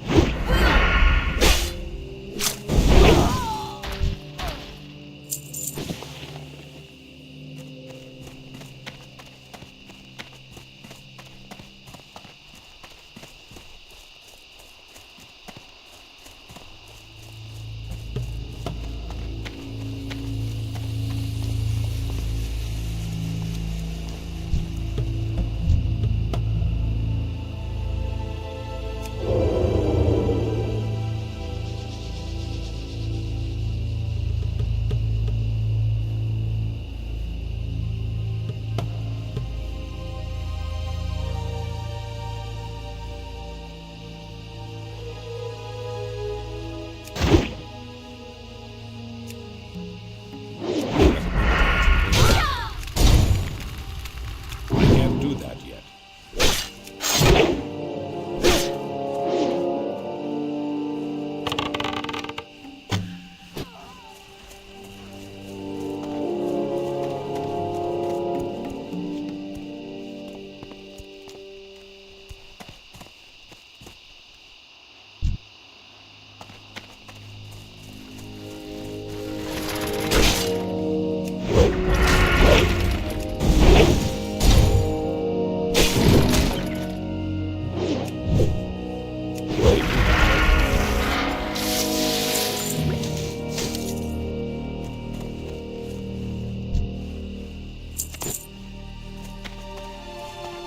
I don't have a target.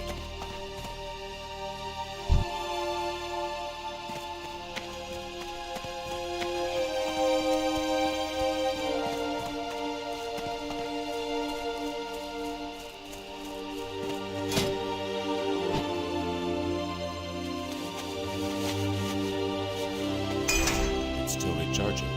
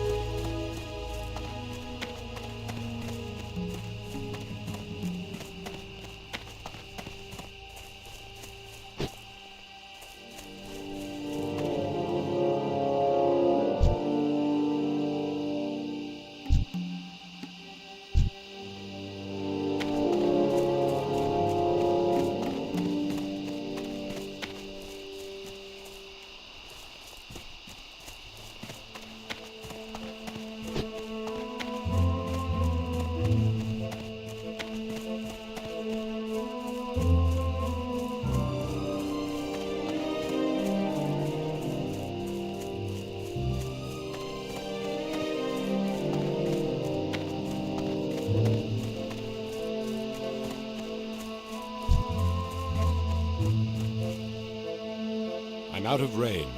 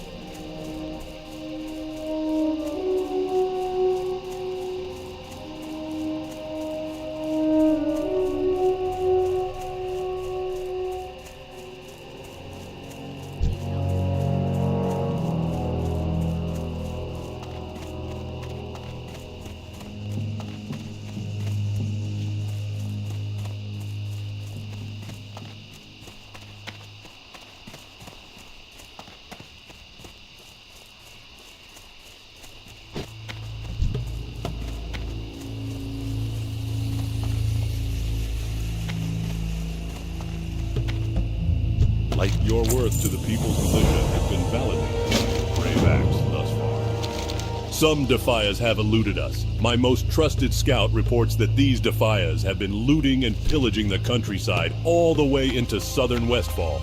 We believe they are hiding out in the Dagger Hills, plotting their next move. Slay the wretches in the name of the people's militia. And there is but one task left for you to complete. Edwin Van Cleef must be assassinated. While it saddens me to condemn any man to a death sentence, it is for the greater good of the people of Westfall that Van Cleef is laid to rest once and for all. Bring me the villain's head once the deed is done. What are you looking for?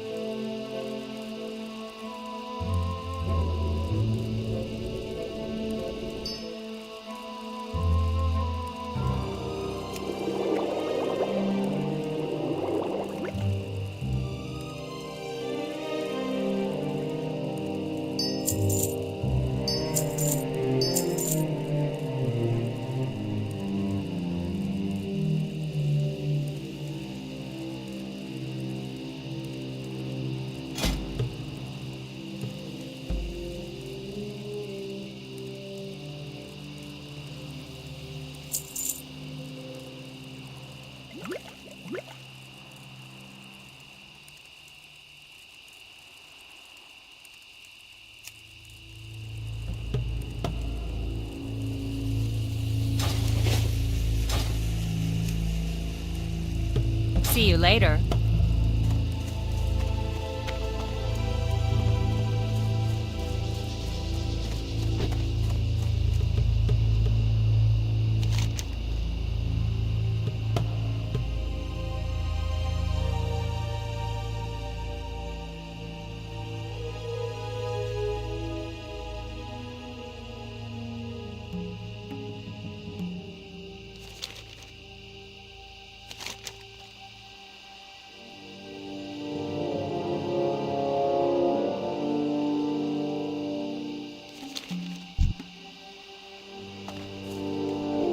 Where are you going?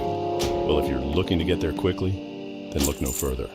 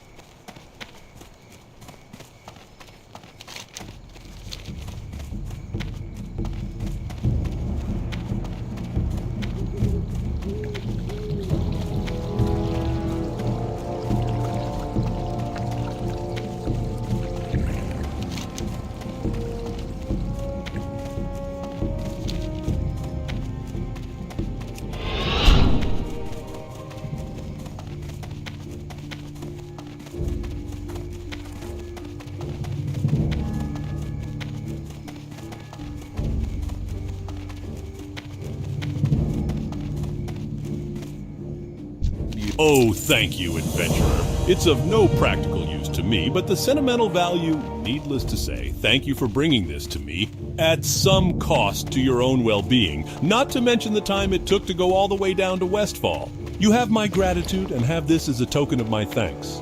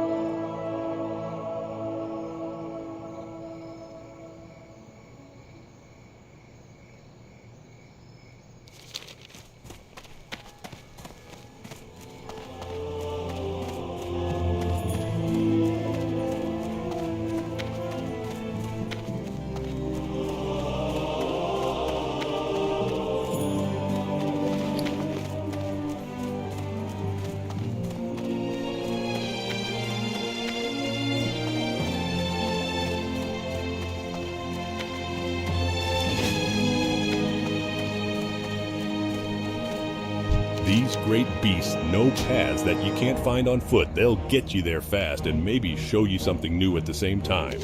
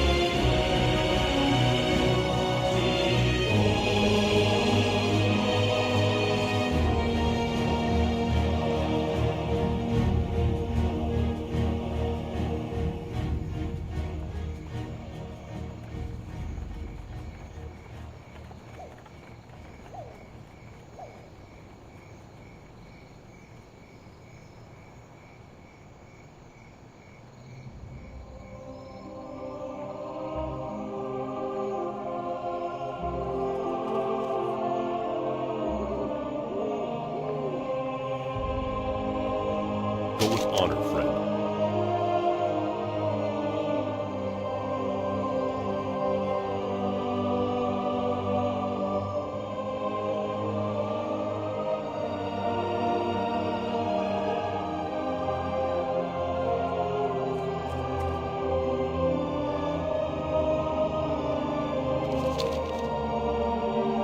Where is it you would like to go, lad? For just a few coin, my griffins can get you there faster than even the swiftest horse.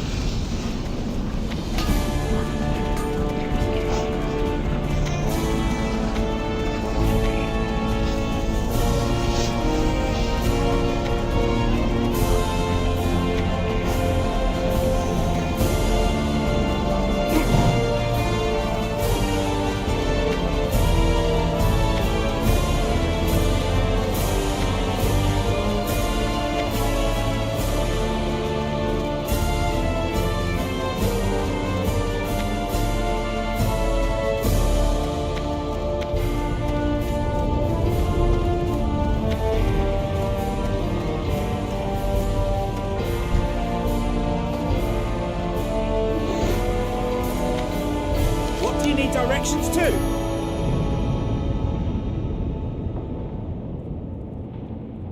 See you soon.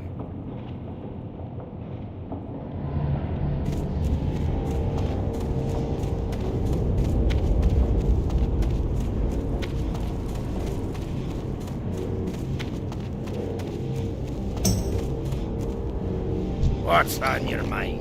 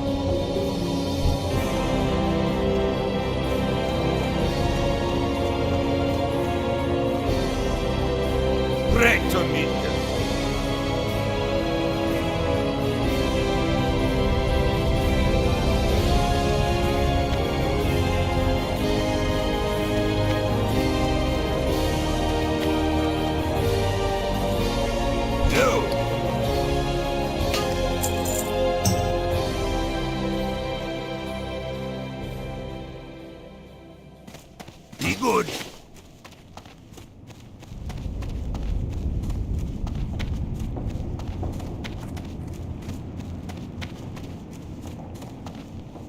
Talk to me.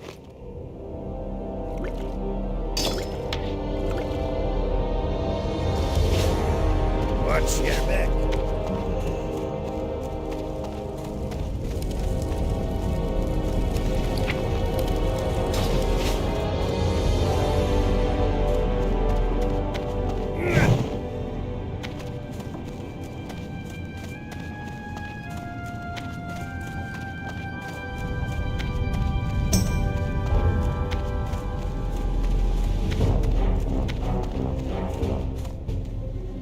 Pie?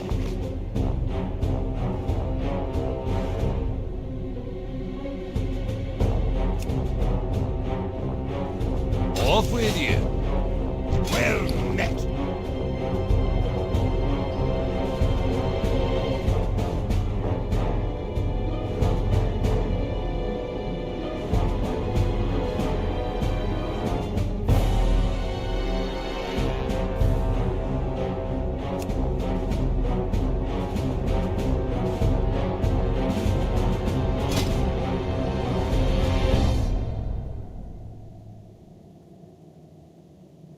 Keep your feet on the ground.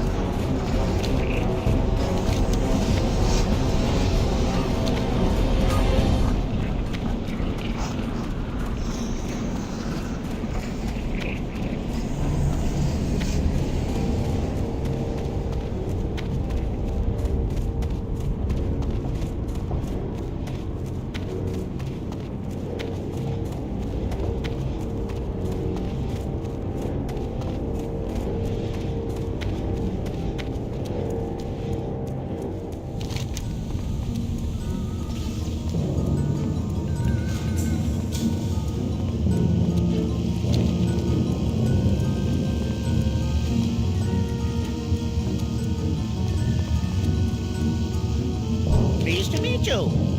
We've lost contact with Bingles. He was sent on a reconnaissance mission over Nomeregan and hasn't reported back in over a week.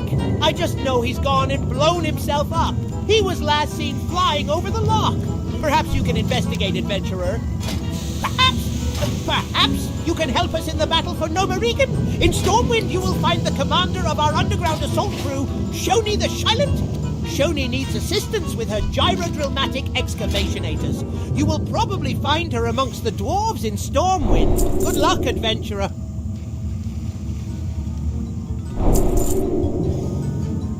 Goodbye for now.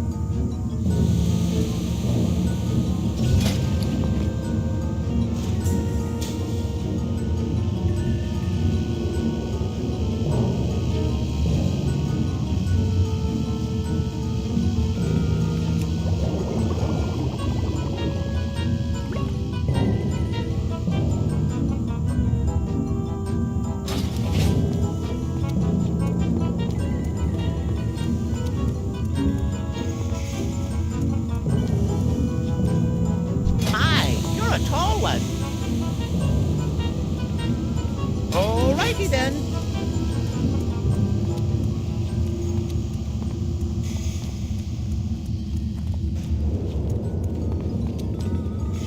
I heard the new Henway 6000 will be rolling off the assembly line soon. I can barely contain my excitement.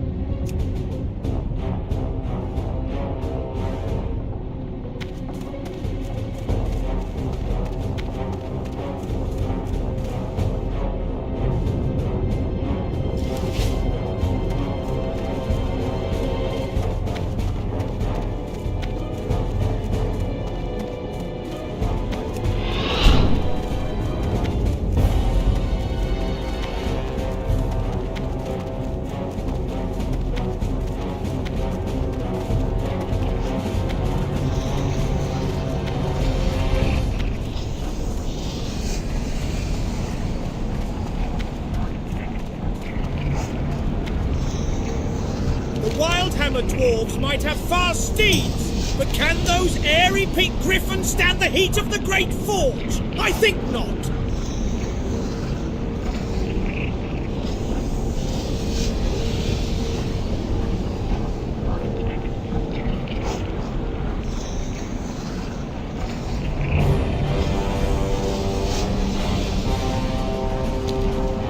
Safe travels.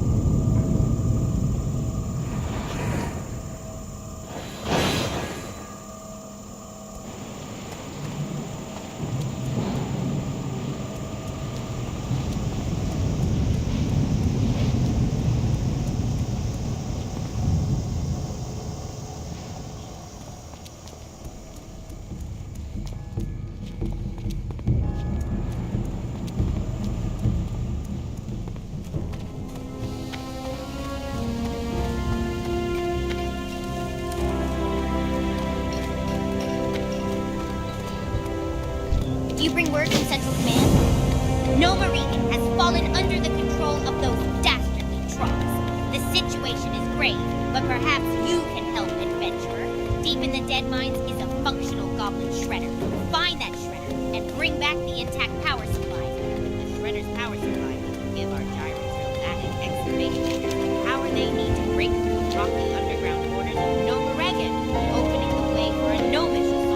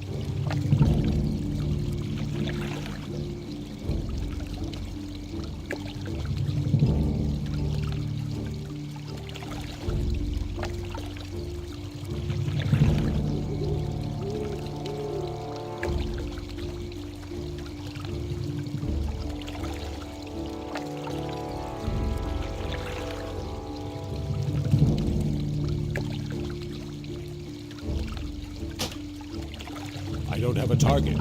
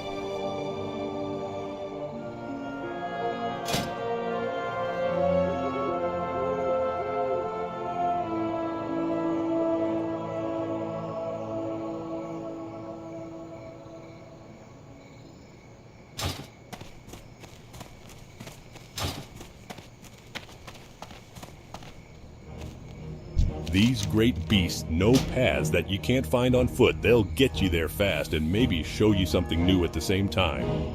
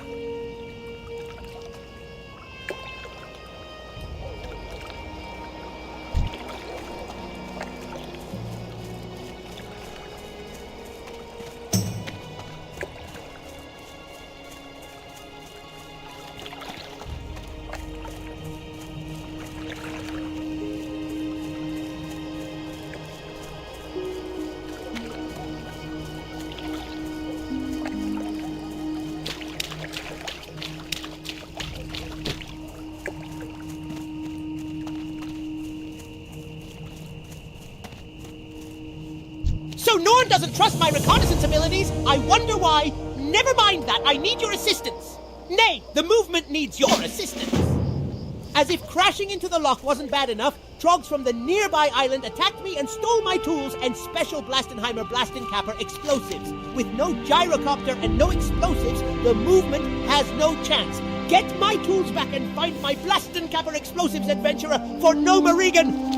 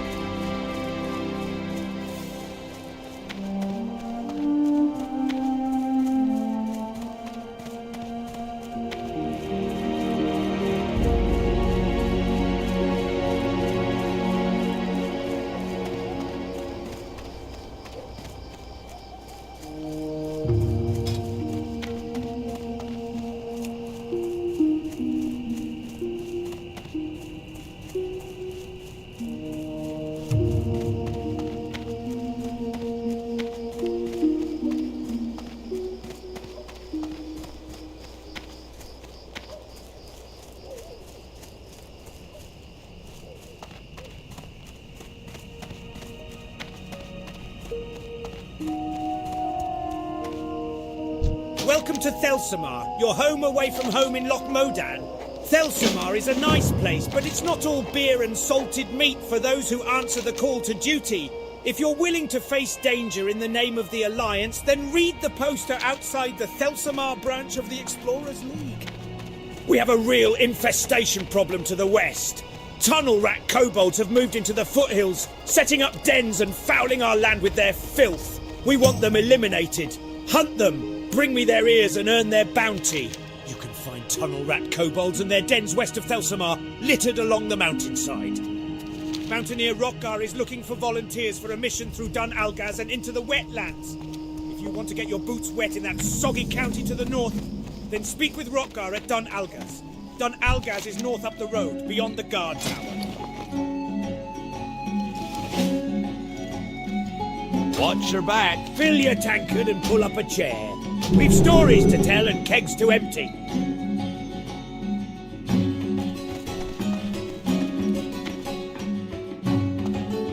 Well met.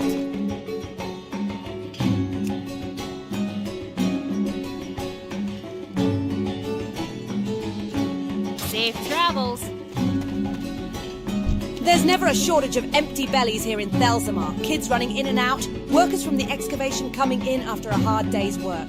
We're famous for our blood sausages. I don't suppose you've ever tried them? No? Well, around here, you've got to work for your meals. And don't think just because you're a fancy adventurer, you'll be any exception.